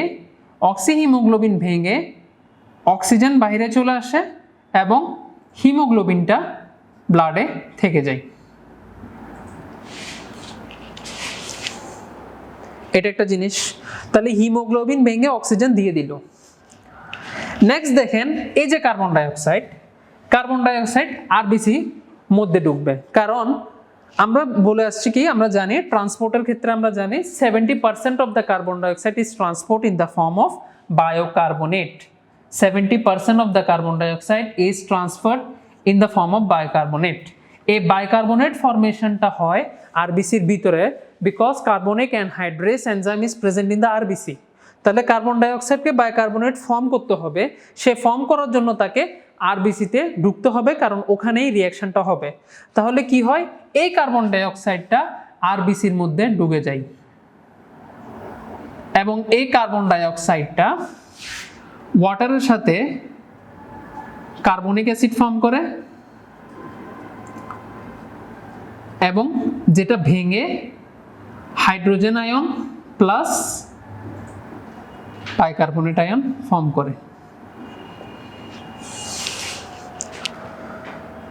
তাহলে এখানে দেখেন আরেকটা জিনিস হইল, ওভারঅল যে রিঅ্যাকশনটা একটা কার্বন ডাই অক্সাইড আরবিসির ভিতরে ঢুকলো, আরবিসির ভিতরে ঢুকে আলটিমেটলি একটা H+ আয়ন একটা বাইকার্বনেট আয়ন ফর্ম করলো। এই হাইড্রোজেন আয়নটা কি করবে, এই যে হিমোগ্লোবিন আয়নটা আছে নেগেটিভলি চার্জ, সেই হিমোগ্লোবিন আর এই হাইড্রোজেনটা মিলে ফর্ম করবে হচ্ছে আলটিমেটলি এই হাইড্রোজেন এবং এই হিমোগ্লোবিনটা মিলে ফর্ম করবে হচ্ছে রিডিউসড হিমোগ্লোবিন এবং সেটা আরবিসির মধ্যে নিয়ে যাবে। এখন এই বাইকার্বনেটের কি হবে, এই বাইকার্বনেটটা আমরা জানি 70% of the carbon dioxide is transferred in the form of bicarbonate in the plasma। আরবিসিতে তো আর বাইকার্বনেটটা ট্রান্সপোর্ট করবে না, এটা প্লাজমাতে করবে। তাহলে এটাকে প্লাজমাতে চলে আসতে হবে, ব্লাডের প্লাজমাতে চলে আসতে হবে। এই যে প্লাজমাতে আসবে সেটা বাইকার্বনেট যখন প্লাজমাতে যাবে তাহলে এমন কোন একটা ট্রান্সপোর্টার থাকবে যেটার মাধ্যমে ভিতরে কিছু একটা আসবে। তাহলে বাইকার্বনেট যখন বাইরে যাচ্ছে সে বাইরের থেকে ক্লোরাইডকে আরবিসির ভিতরে ঢুকাই ফেলবে। তাহলে এবার দেখি একটা অ্যাসিড প্রডিউস হলো, হাইড্রোজেন আয়ন হিমোগ্লোবিনের সাথে ফর্ম করে কি হলো, একটা অ্যাসিড ফর্ম করলো। তাহলে as blood passes through the systemic circulation, oxygen release হলো, কার্বন ডাইঅক্সাইড আরবিসিতে ঢুকলো, তাহলে টোটাল PCO2 যেটা সেটা বাড়লো, রিলিজ হলো বা PO2 কমলো, PCO2 বাড়লো, ব্লাডের অ্যাসিডিটি বাড়লো, যেটা একটা অ্যাসিড সে গেইন করছে, অ্যাসিডিটি বাড়লো, বা আমরা বলতে পারি তার পিএইচ কমলো। এবং একটা কার্বন ডাইঅক্সাইড ভিতরে ঢুকছে, PCO2 বাড়ছে এবং আলটিমেটলি একটা বাইকার্বনেটের ইফ্লাক্স হয়েছে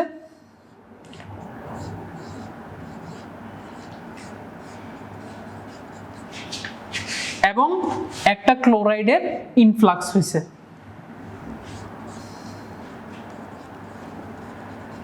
এই টোটাল জিনিসটাই হচ্ছে ক্লোরাইড শিফট। তাহলে কার্বন ডাই অক্সাইডকে ট্রান্সপোর্ট করার জন্য সেটাকে বাইকার্বনেট করতে হলো, সেই বায়োকার্বনেটকে প্লাজমাতে পাঠানোর জন্য সেটাকে ক্লোরাইডের সাথে এক্সচেঞ্জ করতে হলো। এখন আমরা জানি ক্লোরাইড একটা অসমোটিক্যালি অ্যাক্টিভ সাবস্টেন্স, এই ক্লোরাইডে আরবিসির মধ্যে চলে আসছে, তাহলে আরবিসির নেট ক্লোরাইড কন্টেন্ট বেড়ে গেল, অসমোটিক্যালি একটা অ্যাক্টিভ সাবস্টেন্স চলে আসলো। এই ক্লোরাইড আবার বাইরের থেকে ওয়াটারকেও টেনে আরবিসির মধ্যে আনার চেষ্টা করবে, যেহেতু সে অসমোটিক্যালি অ্যাক্টিভ, তাহলে বাইরের থেকে ওয়াটারকেও ভিতরে আনা শুরু করবে। তখন আরবিসির মধ্যে বেশি বেশি পানি ঢুকবে এবং ক্লোরাইডের সাথে সামঞ্জস্য রেখে যখন পানি ঢুকবে তখন আরবিসি সাইজটা একটু সাধারণ নর্মালের চেয়ে একটু বেশি হবে। তাহলে এখানে কি হবে, প্যাক সেল ভলিউম বা ভলিউম অফ দ্য আরবিসি বেড়ে যাবে। 1 2 3 4 5 6টা পয়েন্ট, এই 6টা পয়েন্ট হচ্ছে as blood passes through systemic circulation এইসব চেঞ্জ হবে। এখন দেখেন উল্টা দিকটা আবার দেখি, তাহলে এদিকে আসলে কি হবে, এদিকে রিডিউসড হিমোগ্লোবিন যেটা আসছিল সেটা ভেঙে যাবে, সেটা ভেঙে গিয়ে হচ্ছে হাইড্রোজেন রিবিলেট করবে এবং হিমোগ্লোবিনকে আলাদা করে দিবে।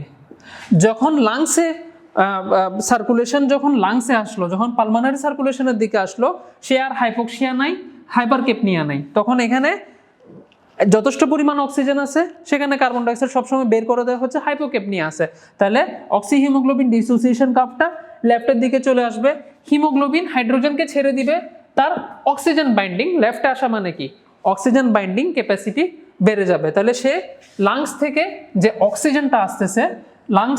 অক্সিজেনটা আসতেছে সেটার সাথে সে বাইন্ড করার চেষ্টা করবে এবং সেটার জন্য সে কি করলো, সে হাইড্রোজেনকে ছেড়ে দিল।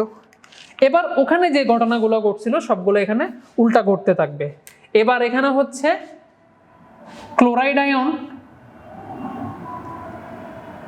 যে ক্লোরাইড আয়ন সে ওখান থেকে ডুবে আনছিল, সে ক্লোরাইড আয়নকে সে বের করে দিবে এবং এটার বদলে সে কি করবে, একটা বায়োকার্বনেটকে ভিতরে ঢুকাবে, একটা বায়োকার্বনেটকে ভিতরে ঢুকাবে। সেই বায়োকার্বনেটটা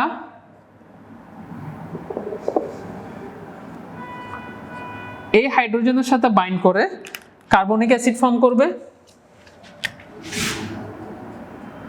কার্বনিক অ্যাসিড ফর্ম করবে, যেটা আবার ভেঙে গিয়ে carbon die oxide plus water form করবে। এই কার্বন ডাই অক্সাইডটা লাঙ্গে এক্সপিরেশনের মাধ্যমে বের হয়ে যাবে। তাহলে যদি কোশ্চেনটা হয় as blood passes through pulmonary circulation কি কি হয়, সে অক্সিজেনের সাথে বাইন্ড করে, তার PO2 বাড়ে, PCO2 কমে, সে অ্যালকালাইন হয়, যেহেতু সে অ্যাসিডকে কিন্তু নিউট্রালাইজ করে ফেলছে, এই যে অ্যাসিডকে নিউট্রালাইজ করে পানি এবং কার্বন ডাইঅক্সাইড করে ফেলছে, তাহলে নেট একটা হাইড্রোজেন আয়ন তার কমছে, তাহলে একটা অ্যাসিডিটি কমছে, অ্যালকালাইন হয়ে গেছে, পিএইচ বেড়ে গেছে, সবগুলো এখানের অপোজিট জিনিসটা হবে, পিএইচ বেড়ে যাবে। নেট দেখেন ইনফ্লাক্স অফ বায়োকার্বনেট হয়েছে ইন দ্য আরবিসি, এটাকে আমরা বলি হচ্ছে reverse chloride shift. Influx of bicarbonate হয়েছে, ইফ্লাক্স অফ ক্লোরাইড হয়েছে, ক্লোরাইডটা বের হয়ে গেছে, কার্বন ডাইঅক্সাইডও বের হয়ে গেছে। শর্টকাটে মনে রাখবেন, ক্লোরাইড যেদিকে যায় সি দিয়ে, ক্লোরাইড যেদিকে যায় সি দিয়ে, কার্বন ডাইঅক্সাইডও সেদিকে যায়। এখন আপনাকে যদি বলে in chloride shift there is net, এই যে chloride shift, in chloride shift there is influx of chloride, true? Influx of chloride বলতে কি, ইনফ্লাক্স অফ কার্বন ডাইঅক্সাইডও, যেখানে ক্লোরাইড ঢুকে, যেখানে সি ঢুকে সেখানে ACO ঢুকে। তাহলে in case of systemic circulation or in case of chloride shift there is influx of carbon dioxide, there is influx of chloride, there is efflux of oxygen, there is efflux of bicarbonate। আর যদি reverse chloride শিফটের ক্ষেত্রে বলা হয়, in reverse chloride shift there is influx of bicarbonate, there is influx of oxygen, আর there is efflux of chloride, there is efflux of carbon dioxide। তাহলে chloride যেদিকে যাবে carbon ডাইঅক্সাইডও সেদিকে যাবে। এই জিনিসটা মনে রাখলে আপনারা অনেকগুলো স্টেম আনসার করতে পারবেন, আর এই 6টা পয়েন্ট মনে রাখবেন। তাহলে এই যে ক্লোরাইড শিফটের কারণে যে চেঞ্জগুলো সেগুলো আমরা দেখলাম, রিভার্স ক্লোরাইড শিফটের কারণে কি কি চেঞ্জ হয়, পরীক্ষা স্টেম অনেক ইম্পর্টেন্ট কোশ্চেন, আমি তো বারবার বলে যাচ্ছি, এটা দেখবেন। এরপর দেখেন হচ্ছে what are the changes in the high altitude. তাহলে হাই অ্যালটিটিউডে একটা পেশেন্ট যে থাকে সে ক্রনিক হাইপোক্সিয়াতে থাকে। আমরা জানি হাই অ্যালটিটিউডে পার্শিয়াল প্রেসার অফ অক্সিজেন কম থাকে, তাহলে স্বাভাবিক একজন মানুষ হচ্ছে যে একজন হাই অ্যালটিটিউডে আছে সে সবসময় কম পার্শিয়াল প্রেসার অফ অক্সিজেনে ব্রিথ করে, সেই জন্য সে সবসময় একটা হাইপোক্সিয়াক ড্রাইভে থাকে। এই জন্য হতে তার বডিটা এমনভাবে অ্যাডাপ্ট করে যাতে তার সবকিছু বাড়তি হয়, সে সবসময় একটা হাইপোক্সিয়াতে আছে, এই জন্য বডি সবসময় রেসপন্ড করে কি তার রেসপিরেটরি রেটটা সবসময় বেশি থাকে, তাহলে তার ভেন্টিলেশন বেশি হয়, তার হাইপার ভেন্টিলেশন হয়। আমরা একটু পরে দেখবো হাইপার ভেন্টিলেশনের কারণে কিন্তু হাইপোক্যাপনিয়া হয়। তাহলে বডিতে আমি বলছিলাম কি সব জায়গায় হাইপোক্সিয়া, হাইপারক্যাপনিয়া, অ্যাসিডোসিস একসাথে থাকে, তবে এই একটাই কন্ডিশন বা আরেকটা কন্ডিশন আছে পালমানারি এম্বোলিজম, এটা আমরা পরে মেডিসিন ফ্যাকাল্টিতে যারা আছেন তাদের সাথে ডিসকাস করব। তাহলে এই একটাই কন্ডিশন আছে যেখানে hypoxia with hypocapnia with alkalosis থাকে, তাহলে এটা আলাদাভাবে মনে রাখবেন। হাই অ্যালটিটিউডে হাই অ্যালটিটিউড HAL, হাই অ্যালটিটিউডে hypoxia, hypocapnia with alkalosis HL। আমি যদি হাই অ্যালটিটিউডকে শর্ট ফর্ম করি H হাই আর অ্যালটিটিউডের AL, তাহলে হাই অ্যালটিটিউডে হাইপোক্সিয়া, হাইপোক্যাপনিয়া উইথ অ্যালকালোসিস হয়। এটা শুধু একটা জায়গায় হয়। কেন হয়? হাইপারভেন্টিলেশনের কারণে হয়। এবং এদের ব্লাডের মধ্যে কি কি চেঞ্জ থাকে? এদের আরবিসি কাউন্ট বেশি থাকে, এদের এরিথ্রোপয়েটিন সিক্রেশন বেশি হয়, এদের পালমানারি ভ্যাসকুলারিটি বেশি থাকে, পালমানারি হাইপারটেনশন থাকে, ব্লাড লাংসে ব্লাড সার্কুলেশন বেশি থাকে, পালমানারি ভ্যাসোকনস্ট্রিক্টেড অবস্থায় থাকে। কারণ সবসময় হাইপোক্সিয়াতে যেহেতু সে থাকে, হাইপোক্সিয়ার ফিচার হচ্ছে বডির অন্য সব জায়গায় ভ্যাসোডাইলেটেশন হবে, লাংসে ভ্যাসোকনস্ট্রিকশন হবে। This is an important peculiarity of the pulmonary circulation. এটাও কিন্তু একটা ইম্পর্টেন্ট অ্যাসপেক্ট যে পালমানারি সার্কুলেশনে হাইপোক্সিয়া, হাইপারক্যাপনিয়া, অ্যাসিডোসিসে সব জায়গায় ভ্যাসোডাইলেটেশন হয়, শুধু লাংসে ভ্যাসোকনস্ট্রিকশন হয় to reserve the oxygen, to reserve the oxygen. তাহলে আমরা এই যেটা হচ্ছে হাই অ্যালটিটিউডে যে পেশেন্ট তাদের ক্ষেত্রে এই জিনিসটা হয়ে থাকে। এবং অ্যালকালোসিস থাকে, আরবিসি কাউন্ট বেশি থাকে। অক্সি হিমোগ্লোবিন ডিসোসিয়েশন কার্ভটা হচ্ছে রাইট লেফট দুই দিকে শিফট করে, কিন্তু আলটিমেটলি লেফটের দিকে থাকে, সেটা মনে রাখবেন। এরপরে হাইপোক্সিয়াতে হচ্ছে কি কি টাইপস অফ হাইপোক্সিয়া আছে সেটা জরুরি। আর হাইপোক্সিয়ার কজগুলো পরীক্ষায় আসে। পরীক্ষায় আমরা যদি বলি হাইপোক্সিয়া ছাড়া বাকি যেসব হাইপোক্সিয়া সেগুলোতে তো আসলে ট্রুলি হাইপোক্সিয়া না। হাইপোক্সিয়ার কোশ্চেনটা এমন ভাবে আসে, following the condition with the partial pressure of oxygen is low. তাহলে পার্শিয়াল প্রেসার অফ অক্সিজেন কম, কোন কোন কন্ডিশন বলে কোশ্চেনটা এইভাবে আসে। তাহলে যত কিছু লাংসের রেসপিরেশন কমায় বা হার্ট থেকে হার্টের blood flow towards the lung কমায় বা লাংসের এক্সচেঞ্জ কমায়, এমন যত ধরনের কন্ডিশন আছে সবগুলোই হচ্ছে এটার আন্ডারে আসবে।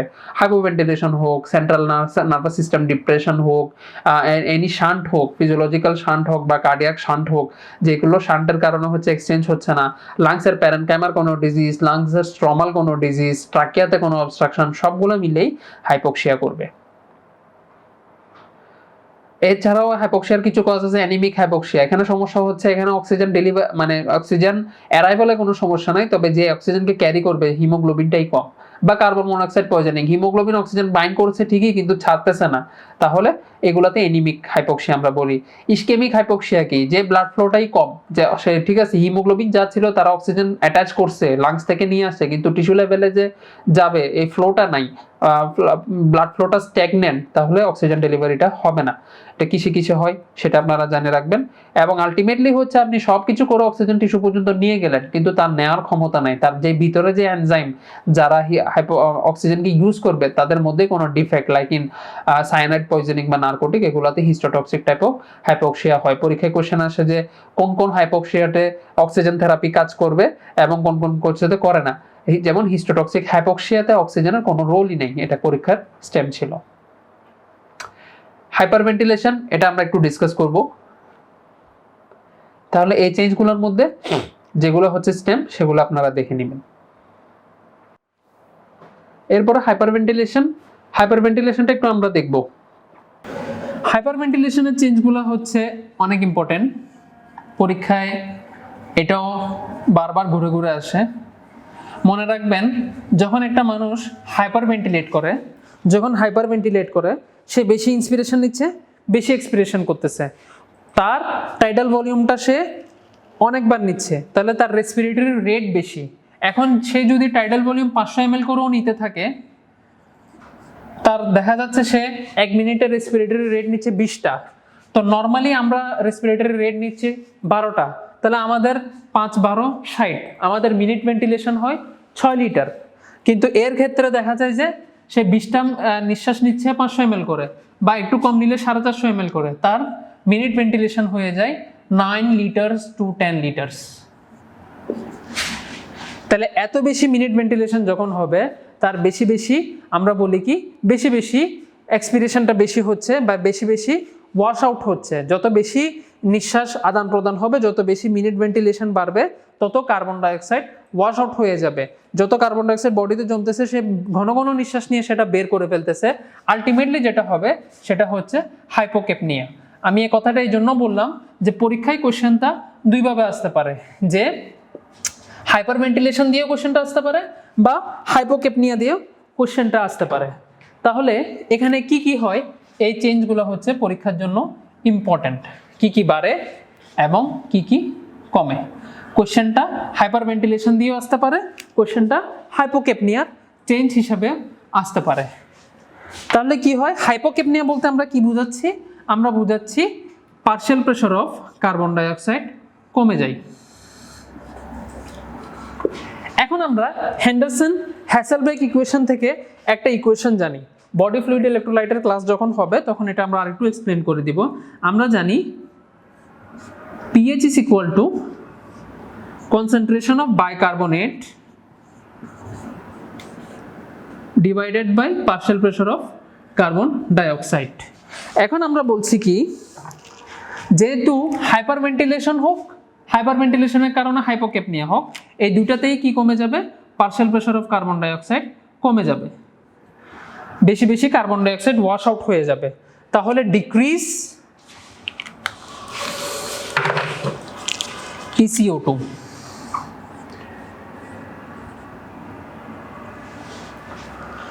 এই PCO2 যেহেতু কমে যাবে, তাহলে দেখেন সাধারণ ম্যাথমেটিক্স নলেজ থেকে আমরা বলতে পারি কি PCO2 যদি কমে যায় তাহলে পিএইচটা অটোমেটিক্যালি কি হবে, পিএইচ বেড়ে যাবে।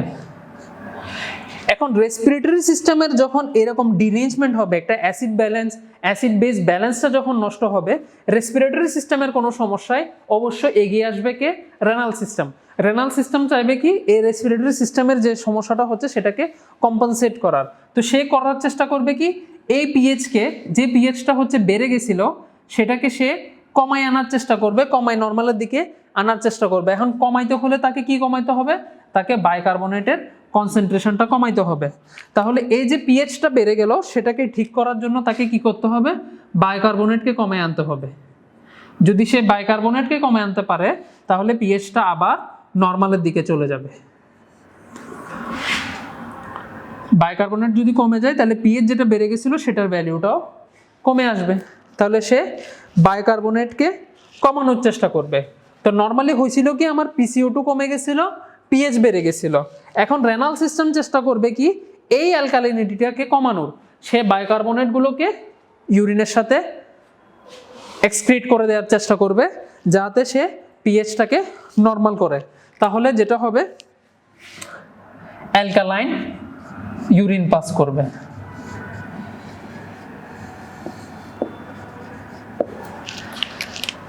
এখানে মনে রাখেন কিন্তু বাইকার্বনেটের এক্সক্রিশন হয় না, সেটা হচ্ছে সে হাইড্রোজেনকে রিটেন করে এই অ্যাসিড বেস ব্যালেন্সটা ঠিক করার চেষ্টা করে। আমরা ফর এক্সপ্লেনেশন বা মনে রাখার জন্য আমরা মানে অ্যালকালাইন ইউরিন কিভাবে হয় এটা সাধারণভাবে এখান থেকে মনে রাখলাম। তবে এই ব্যাপারটা এত সহজ না, বাইকার্বনেট এক্সক্রিট করা যায় না, এটা রিটেনশন অফ হাইড্রোজেন আয়নের মাধ্যমে অ্যাসিডিটি ধরে রাখে সেই ইউরিনটাকে অ্যালকালাইন করবে। তাহলে অ্যালকালাইন ইউরিন পাস করবে। এরপরে হচ্ছে এই যে PCO2 কমে গেল, আমরা বলছি কি হাইপোক্সিয়া হাইপারকেপনিয়া অ্যাসিডোসিসে ভ্যাসোডাইলেটেশন হয়। হাইপোক্সিয়া হাইপারকেপনিয়া অ্যাসিডোসিসে ভ্যাসোডাইলেটেশন হয়।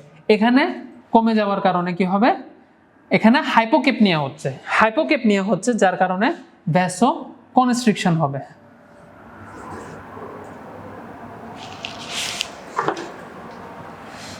PCO2 কমে যাওয়ার কারণে ভ্যাসো কনস্ট্রিকশন হবে। এই ভ্যাসো কনস্ট্রিকশন যখন সেরেব্রাল সার্কুলেশনে হবে তখন সেরেব্রাল ইসকেমিয়া হবে। যেহেতু ভ্যাসো কনস্ট্রিকশন, ব্লাড কম যাচ্ছে, তখন সেরেব্রাল ইসকেমিয়া হবে, ব্রেনে ব্লাড সার্কুলেশন কম যাবে, ব্রেন এটাকে সেন্স করবে এবং ভ্যাসোমোটর সেন্টারকে সে স্টিমুলেট করবে। তার কাছে মনে হবে যে ভ্যাসোকনস্ট্রিকশন, সে ব্লাড কম পাচ্ছে, ব্লাড সার্কুলেশন বাড়ানো দরকার। তখন সে force of contraction, heart rate এগুলো বাড়িয়ে দিয়ে আলটিমেটলি কার্ডিওভাস্কুলার সেন্টারকে স্টিমুলেট করবে, যার ফলে কার্ডিয়াক আউটপুট বাড়িয়ে দিবে। তাহলে দেখেন এক কার্বন ডাই অক্সাইডের কারণে কত কিছু চেঞ্জ হলো। হাইপোকেপনিয়ার কারণে ভ্যাসোকনস্ট্রিকশন হলো, ব্রেনের ইসকেমিয়া হলো, সার্কুলেশন কমে গেল, সেটাকে সেন্স করে মনে করলো যে সারা বডিতে সার্কুলেশন কম, সে এবার ভ্যাসোমোটর সেন্টারকে স্টিমুলেট করে কার্ডিয়াক আউটপুটকে বাড়িয়ে দিল। এই যে কম্পেনসেশন আমরা বললাম যে renal system alkaline urine pass করে হচ্ছে এটাকে করার চেষ্টা করলো, এটা তো রেনাল বাফার। কিন্তু রেনাল বাফার ছাড়াও কিডনি যে বাফারিং অ্যাকশন করে, এছাড়াও বডিতে আরো কিছু বাফার আছে। ফর এক্সাম্পল প্রোটিন বাফার, আমাদের প্লাজমাতে প্রোটিন বাফার আছে।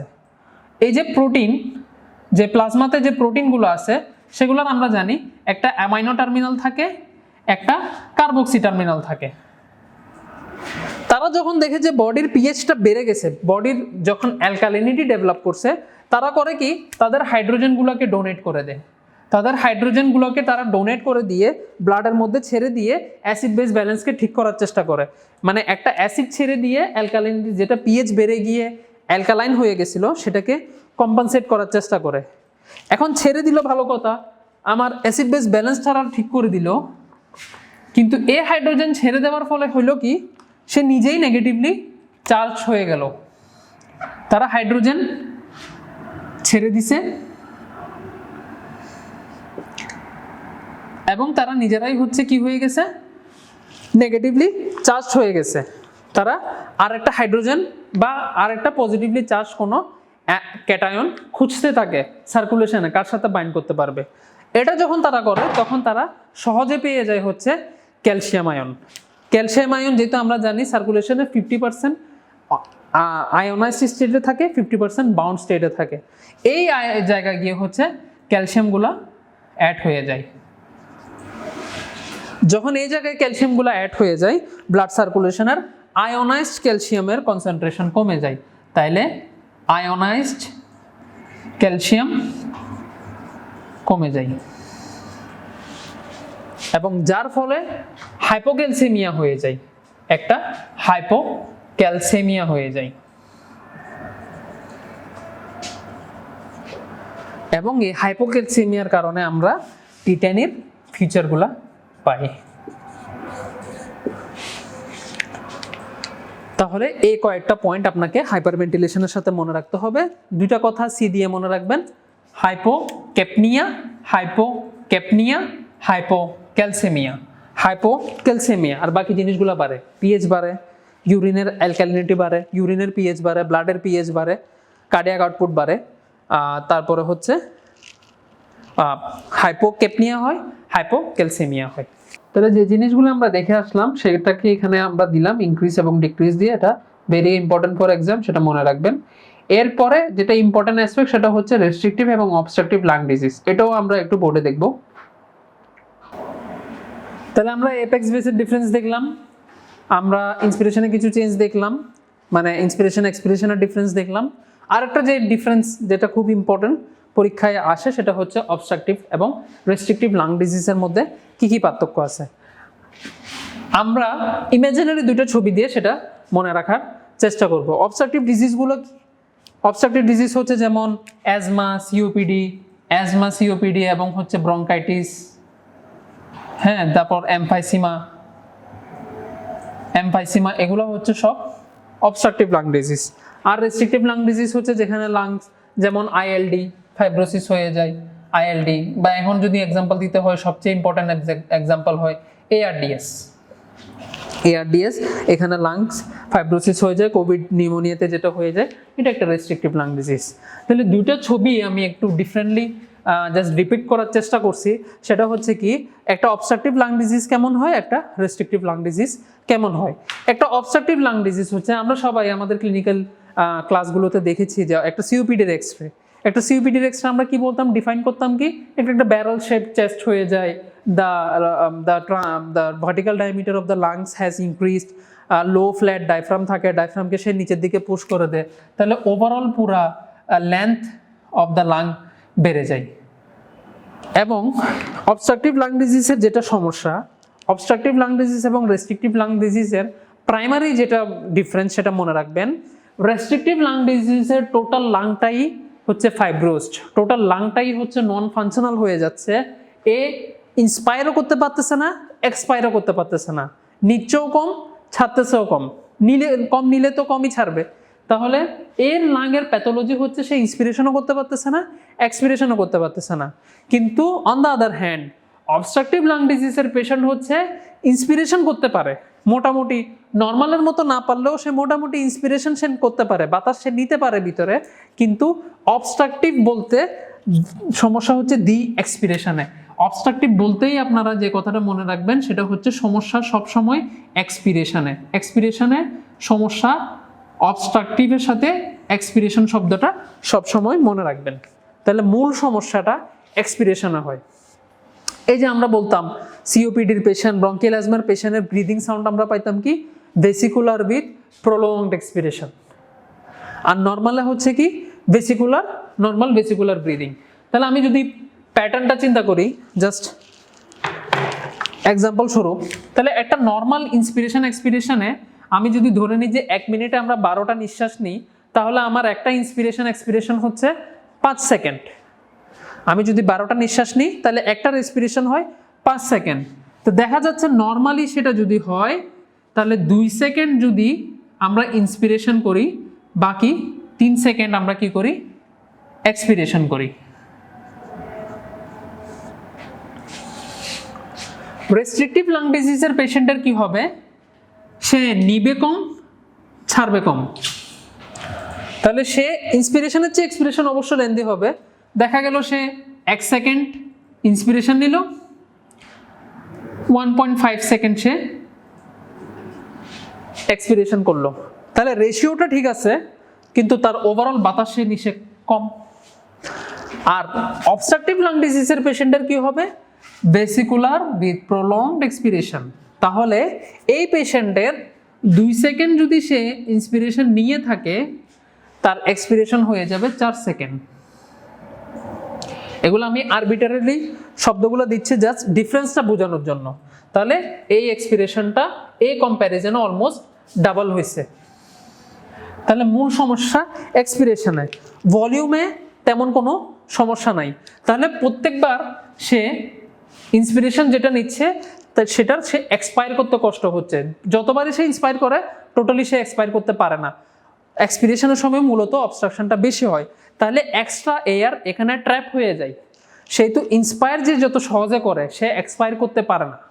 আর রেস্ট্রিকটিভ লাং ডিজিজে হয় কি, সে ইন্সপায়ার করে কম, কিন্তু যেটা সে ইন্সপায়ার করে সেটাকে যতটুকু এক্সপায়ার করার কথা এক্সপিরেশনের সময় সেটা বের করে দেয়।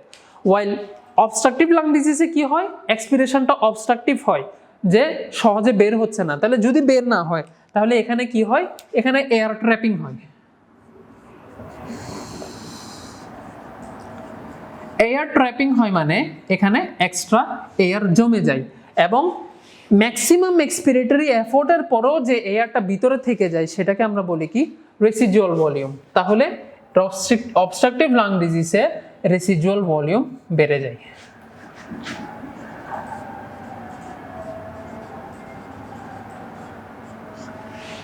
যে মানুষের রেসিডুয়াল ভলিউম বাড়ে, রেসিডুয়াল ভলিউমের সাথে অ্যাসোসিয়েটেড যেসব ভলিউম ক্যাপাসিটি আছে সেটাও বেশি হবে। তাহলে ফাংশনাল রেসিডুয়াল ক্যাপাসিটি তার বেশি হবে, টোটাল লাং ক্যাপাসিটি তার বেশি হবে। তবে মাইন্ড ইট, তার এই ভলিউম ক্যাপাসিটি বেশি হচ্ছে মানে তার লাংসটা ভালো, ব্যাপারটা তা না। তার ইফেক্টিভ ইন্সপিরেশন এক্সপিরেশন কিন্তু নাই, তার এয়ার ট্র্যাপিং এর কারণে এই ভলিউমগুলো বেশি। একটা এলংগেটেড লাং যার মধ্যে অনেক এয়ার ট্র্যাপ হয়ে আছে। এবং সিওপিডি পেশেন্টের লাংয়ের আপনি মনে রাখবেন যে একটা রাবার ব্যান্ড যার টোটাল পাওয়ার চলে গেছে, রাবার ব্যান্ডকে স্ট্রেচ করতে করতে করতে আপনি এত বেশি স্ট্রেচ করছেন তার ইলাস্টিসিটি চলে গেছে। এই লাংসের ইলাস্টিক রিকয়েল টেন্ডেন্সি কম।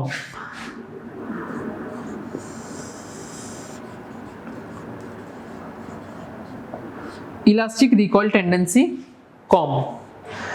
এর লাংয়ের ইলাস্টিক রিকয়েল টেন্ডেন্সি কম মানে কি, আপনি অল্প প্রেসার দিলে সেটা ফুলে যায়, অল্প প্রেসার দিলে সেটা ফুলে যাবে, কারণ তার তো ইলাস্টিসিটি নাই, যেটা তাকে কোলাপস করে ফেলতো সে টেন্ডেন্সি নাই। তাহলে এই লাংয়ের উল্টা কমপ্লায়েন্স বেশি আসবে। পরীক্ষায় এই কোশ্চেনটা, এই স্টেমটা অনেক বেশি আসে যে অবস্ট্রাকটিভ লাং ডিজিজের থেকে রেস্ট্রিকটিভ লাং ডিজিজে কমপ্লায়েন্স কম। সেটা ট্রু। অবস্ট্রাকটিভ লাং ডিজিজে যদিও একটা প্যাথোলজিক্যাল লাং, কিন্তু দেখেন কমপ্লায়েন্স বেশি। কমপ্লায়েন্স বেশি কেন? তার ইলাস্টিক রিকয়েল টেন্ডেন্সি নাই। এটা যে ভালো কিছু তা না, তার ইলাস্টিক রিকয়েল টেন্ডেন্সি চলে গেছে দেখে তার লাংসটা ইজিলি ফুলে যায়। এই সব কিছু যদি আমি রেস্ট্রিকটিভ লাং ডিজিজে দেখি তাহলে এখানে টোটাল ভলিউম ক্যাপাসিটি, সব ধরনের volume, all volume and all capacity এখানে কম। যে কোনো ভলিউম ক্যাপাসিটি এখানে কম হবে। এখানে ইন্সপিরেশনও সমস্যা, এক্সপিরেশনও সমস্যা। এখানে ইলাস্টিক রিকয়েল বরং বেশি, ফাইব্রোস হয়ে যায়, এখানে লাংসটা ফাইব্রোস হয়ে যায়, কোলাজেন ডিপোজিট হয়ে যায়, এটার এক্সপান্ড করা আরো কঠিন হয়ে যায়। এখানে কমপ্লায়েন্স অনেক বেশি কমে যায়।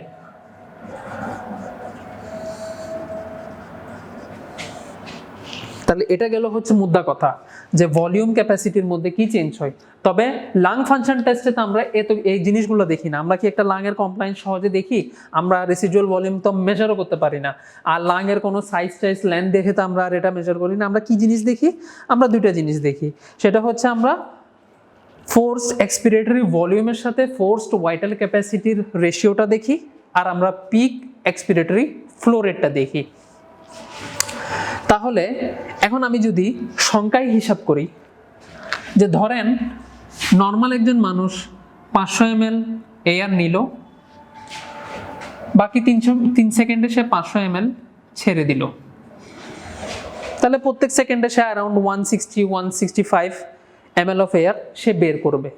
ফার্স্ট সেকেন্ডে আরো বেশি করবে, দেখা যাচ্ছে ফার্স্ট সেকেন্ডে যদি আমি দেখি, এই 3 সেকেন্ডের প্রথম সেকেন্ডে আমি যদি দেখি সে কত বের করছে, দেখা যাবে সে 200 ml এয়ার বের করে দিছে। এই জিনিসটাই হচ্ছে FEV1, যে আমি একটা পেশেন্টকে যদি ফোর্সড ইন্সপিরেশন নিয়ে ফোর্স এক্সপিরেশন করতে বলি, যে ম্যাক্সিমাম ইন্সপায়ার করে ম্যাক্সিমাম এক্সপিরেশন যখন সে করবে, সে প্রথম সেকেন্ডে কতটুকু এয়ার বের করবে, সেটা হচ্ছে forced expiratory volume in first second. তাহলে সেটা নর্মালি যদি 200 হয়ে থাকে, সাপোজ ফর এক্সাম্পল আমরা জাস্ট ধরে নিচ্ছি, সেটা অবস্ট্রাকটিভ লাং ডিজিজের ক্ষেত্রে কি হবে, ধরেন সে 500 নিল না, সে 400 নিল, একদম এফেক্টিভ ইন্সপিরেশন এক্সপিরেশন তো হবে না, তার তো কমপ্লায়েন্স বেশি হইতে পারে, ইলাস্টিক রিকয়েল বেশি হইতে পারে, বা এটা সামান্য কমবে, কারণ তার ইফেক্টিভ লাং না, এটা কিন্তু একটা প্যাথোলজিক্যাল লাং। 400 থেকে 500 না, 500 হইতে পারে, নর্মালও হইতে পারে, নর্মালের কাছাকাছি হইতে পারে, আমরা ধরে নিলাম 400। এই 400 সে আগামী 4 সেকেন্ড ধরে বের করবে, তখন দেখা যাবে তার প্রথম সেকেন্ড যদি আমি বের করি যে প্রথম সেকেন্ডে কত বের করছে, দেখা যাবে সেটা 100 ml বা 120 ml। তাহলে তার ফোর্স এক্সপিরেটরি ভলিউমটা 100 বা 120 হবে। তাহলে এটা যদি নর্মালের সাথে কম্পেয়ার করা হয়, forced expiratory volume in first second কম হবে। আর এই লাংসের ক্ষেত্রে দেখেন, যেটা রেস্ট্রিকটিভ লাং ডিজিজ, সে নিচ্ছেই 300, তার ইফেক্টিভ টাইডাল ভলিউম নাই, নিবে 300। তো প্রথম 1 সেকেন্ড যদি আমি দেখি, তার এক্সপিরেশন হবে 1.5 সেকেন্ড। প্রথম 1 সেকেন্ড শেষে দেখা যাবে তার সর্বোচ্চ সে বের করলে কত বের করতেছে, যেহেতু 300 ml তাকে 1.5 সেকেন্ডে বের করতে হবে, আমি যদি 1 সেকেন্ডে দেখি, দেখা যাবে সে 180 ml এর মতো বের করে দিল, বা হতে পারে সে 200 ml বের করলো প্রথম 1 সেকেন্ডের মধ্যে। তাহলে এখানেও forced expiratory volume in first second কম, তবে পরীক্ষায় কোশ্চেনটা নর্মালের সাথে কম্প্যারিজনে আসে না। পরীক্ষায় এটা বলা হয় না in comparison to a normal lung restrictive lung ডিজিজের FEV1 কম কিনা, অবশ্যই কম হবে। In compare to normal lung যদি বলা হয় অবস্ট্রাকটিভ লাং ডিজিজের FEV1 কম কিনা, অবশ্যই কম হবে, নর্মাল লাংয়ের চেয়ে অবশ্যই কম হবে। পরীক্ষায় কোশ্চেন আসে অবস্ট্রাকটিভ লাং ডিজিজের সাথে রেস্ট্রিকটিভ লাং ডিজিজের পার্থক্যতে কার expiratory volume after first second কম। এই ক্ষেত্রে এই যে আমরা হিসাব দেখলাম 180 আর 120, তাহলে এটা যদি এরটাকে আমরা কম বলি, তাহলে এরটাকে আমরা বেশি কম বলতে হবে, তাহলে more decreased in obstructive lung disease। তাহলে forced expiratory volume after first second is more decreased in obstructive lung disease। এবার আসেন forced vital capacity। forced vital capacity-টা কি? forced vital capacity-টা হচ্ছে যে আমি ম্যাক্সিমাম ইন্সপিরেশন নিয়ে ম্যাক্সিমাম এক্সপিরেশন নিব।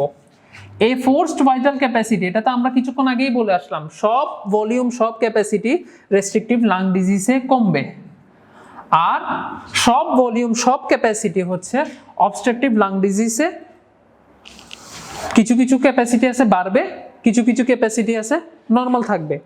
ভাইটাল ক্যাপাসিটি যেটা ইন্সপিরেশন এক্সপিরেশন যেহেতু দুটাকে অ্যাকাউন্টে নেয়, এখানে যেহেতু এক্সপিরেশন কম হয়, তাহলে সেটা কিছুটা কমতেও পারে বা নর্মালও থাকতে পারে।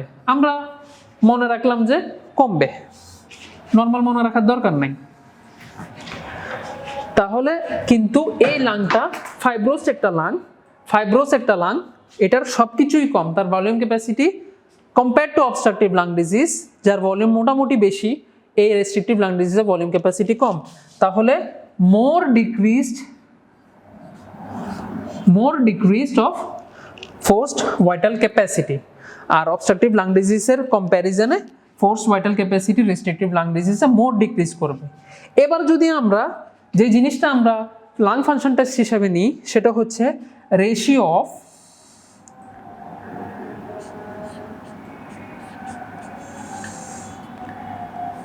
FEV1 by FVC। FEV1 by FVC র রেশিও যদি আমরা দেখি, তাহলে যেহেতু এটার FVC that is forced vital ক্যাপাসিটিটা বেশি কমে, আলটিমেটলি রেশিওটা আপনি পাবেন বেশি। যেহেতু এখানে নিচের যে গড়টা ডিনোমিনেটরটা বেশি কমে, তাহলে আপনি রেশিও পাবেন বেশি। আর এখানে যদি আমি রেশিওটা দেখি, FeV1 বাই FVC রেশিওটা দেখি, তাহলে FeV1 এখানে বেশি কমে, FVC হচ্ছে কম্প্যারিজন টু রেস্ট্রিকটিভ একটু কম কমে, তাহলে এখানে নিউমারেটরটা বেশি কমে দেখে এখানে রেশিওটা পাবো কম। ফাইনালি আরেকটা ইম্পর্টেন্ট যে জিনিস সেটা হচ্ছে peak expiratory flow rate. Peak expiratory flow rate যেহেতু এটাও এক্সপিরেশনের সাথে রিলেটেড, সেটাও দুটার কম্প্যারিজনের মধ্যে more decreased in obstructive lung disease. More decreased in obstructive lung disease হচ্ছে peak expiratory flow rate in comparison to restrictive. এবার পরীক্ষায় কোশ্চেন আসলে আপনার এত ক্যালকুলেশন করে মনে রাখার দরকার নাই, এই 1 2 3 4 5 এই 5টা পয়েন্ট তো মুখস্থ রাখবেন। কমপ্লায়েন্স কোথায় বেশি কোথায় কম এটা মনে রাখবেন। ইলাস্টিক ফোর্স যেখানে কম ছবি দেখলে বোঝা যাচ্ছে, ভলিউম ক্যাপাসিটি এখানে বেশি ছবি দেখলে বোঝা যাচ্ছে, এটার কমপ্লায়েন্স বেশি ইজিলি ফুলানো যাচ্ছে এটাও বোঝা যাচ্ছে, এয়ার ট্র্যাপিং হচ্ছে সেটাও বোঝা যাচ্ছে। এই ক্যালকুলেশনটা তো জানা অনেক কঠিন, এটা তো আর বোঝা যাওয়ার কোনো ওয়ে নেই। আছে, এটা বোঝা যাওয়ার ওয়ে হচ্ছে যেখানে যেখানে আছে, যেখানে যেখানে শুধু আছে সেগুলা অবস্ট্রাকটিভে বেশি কমবে। পিক এক্সপিরেটরি ফ্লো রেট বলেন বা ফোর্স এক্সপিরেটরি ভলিউম, যেখানে আসবে এক্সপিরেশনের সমস্যা, আমরা প্রথমে বলছি দেখেন এক্সপিরেশনের সমস্যা অবস্ট্রাকটিভ লাং ডিজিজ, তাহলে যেখানে যেখানে আছে সেটা অবস্ট্রাকটিভ লাং ডিজিজে বেশি কমবে। এবার যদি পরীক্ষায় প্রশ্ন আসে compare to restrictive lung disease, obstructive lung disease has more negative or more decreased expiratory flow rate, true. Force expiratory volume, true. আর যদি কোশ্চেনটা আসা হচ্ছে ফোর্সড ভাইটাল ক্যাপাসিটি বা রেশিও, FeV1 বা FVC রেশিও, যখন অন্যান্য শব্দ চলে আসে that is forced vital capacity বা রেশিও আর দিয়ে ফোর্সড ভাইটাল ক্যাপাসিটি, এগুলো হচ্ছে বেশি কমে ইন রেস্ট্রিকটিভ লাং ডিজিজ এবং ফোর্স ভাইটাল ক্যাপাসিটি বেশি কমে হচ্ছে in the restrictive lung disease. আর এখানেও দেখেন আছে, যেহেতু এখানেও আছে সেটাও বেশি কমে in case of obstructive lung disease. তাহলে সবকিছুই রেস্ট্রিকটিভ লাং ডিজিজে কমে, ভলিউম ক্যাপাসিটিও কমে, সবকিছু কমে এক্সেপ্ট রেশিওটা হচ্ছে রেস্ট্রিকটিভ লাং ডিজিজে বেশি। তাহলে আপনারা দুটো শব্দ দিয়ে মনে রাখতে পারেন, রেস্ট্রিকটিভে রেশিও বেশি, আর আরেকটা এই শব্দ দিয়ে আপনারা মনে রাখতে পারেন, আরেকটা মনে রাখতে পারেন যেখানে যেখানে দেখবেন সেটা হচ্ছে অবস্ট্রাকটিভ লাং ডিজিজে কম। তাহলে দেখেন এই জিনিসগুলোকে আমরা আবার ট্যাবুলেট করে দিলাম, স্টেমগুলোকে হাইলাইট করে দিলাম। তাহলে আজকে আমরা হচ্ছে রেসপিরেটরি সিস্টেমের হাইয়েস্ট ইম্পর্টেন্ট মোস্ট ইম্পর্টেন্ট 10টা টপিক কভার করলাম। তবে এর বাহিরেও রেসপিরেটরি সিস্টেম থেকে মিনিমাম জানার কিছু টপিক আছে, যে রেসপিরেটরি সিস্টেম কোন কোন পার্টস আপনি পড়ে বলবেন যে আপনার রেসপিরেটরি সিস্টেম থেকে মোটামুটি আপনার পড়া শেষ, সেগুলো হচ্ছে এইসব টপিক আপনারা টাচ করবেন।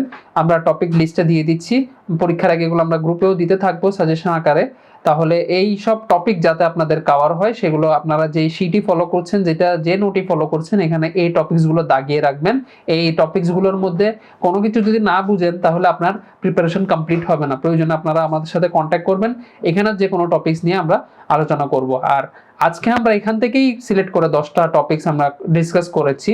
আর আপনারা যারা আমাদের এক্সাম ব্যাচে আছেন তাদের ক্ষেত্রে আমরা এইসব টপিক কভার করেই কোশ্চেনটা করব। আমরা এখানে যে সব টপিকগুলো মেনশন করেছি সেটা মিলেই আমরা হচ্ছে কোশ্চেনটা করব। তাহলে যখন আমরা একটা সলভ ক্লাস নিব, এই সলভ ক্লাসটা এমনভাবে হবে যাতে এই সব টপিকস যেগুলো আমরা বললাম, যেগুলো টু বি মিনিমাম কাভারিং যে টপিক বা এক্সামিনার টপিক যেগুলো আমরা যেটাই বলি না কেন, সব টপিক কভার করেই কোশ্চেনটা করব, যাতে সলভ ক্লাসে আমাদের সব ডিসকাশন ওভারঅল চলে আসে। তাহলে মিনিমাম এই জিনিসটা আপনি জেনেও যদি পরীক্ষায় যান, আমরা আশা রাখবো আপনারা 80 to 90% কোশ্চেন ওভারঅল যখন আমাদের সব টপিক শেষ হবে তাহলে আপনাদের কমন পড়ার চান্স থাকে। তাহলে সবাই ভালো থাকবেন, সুস্থ থাকবেন। আজকে একটু কি থাক, অন্য কোনো ফিজিওলজির টপ 10 টপিক নিয়ে আপনাদের সাথে দেখা হবে। আসসালামু আলাইকুম।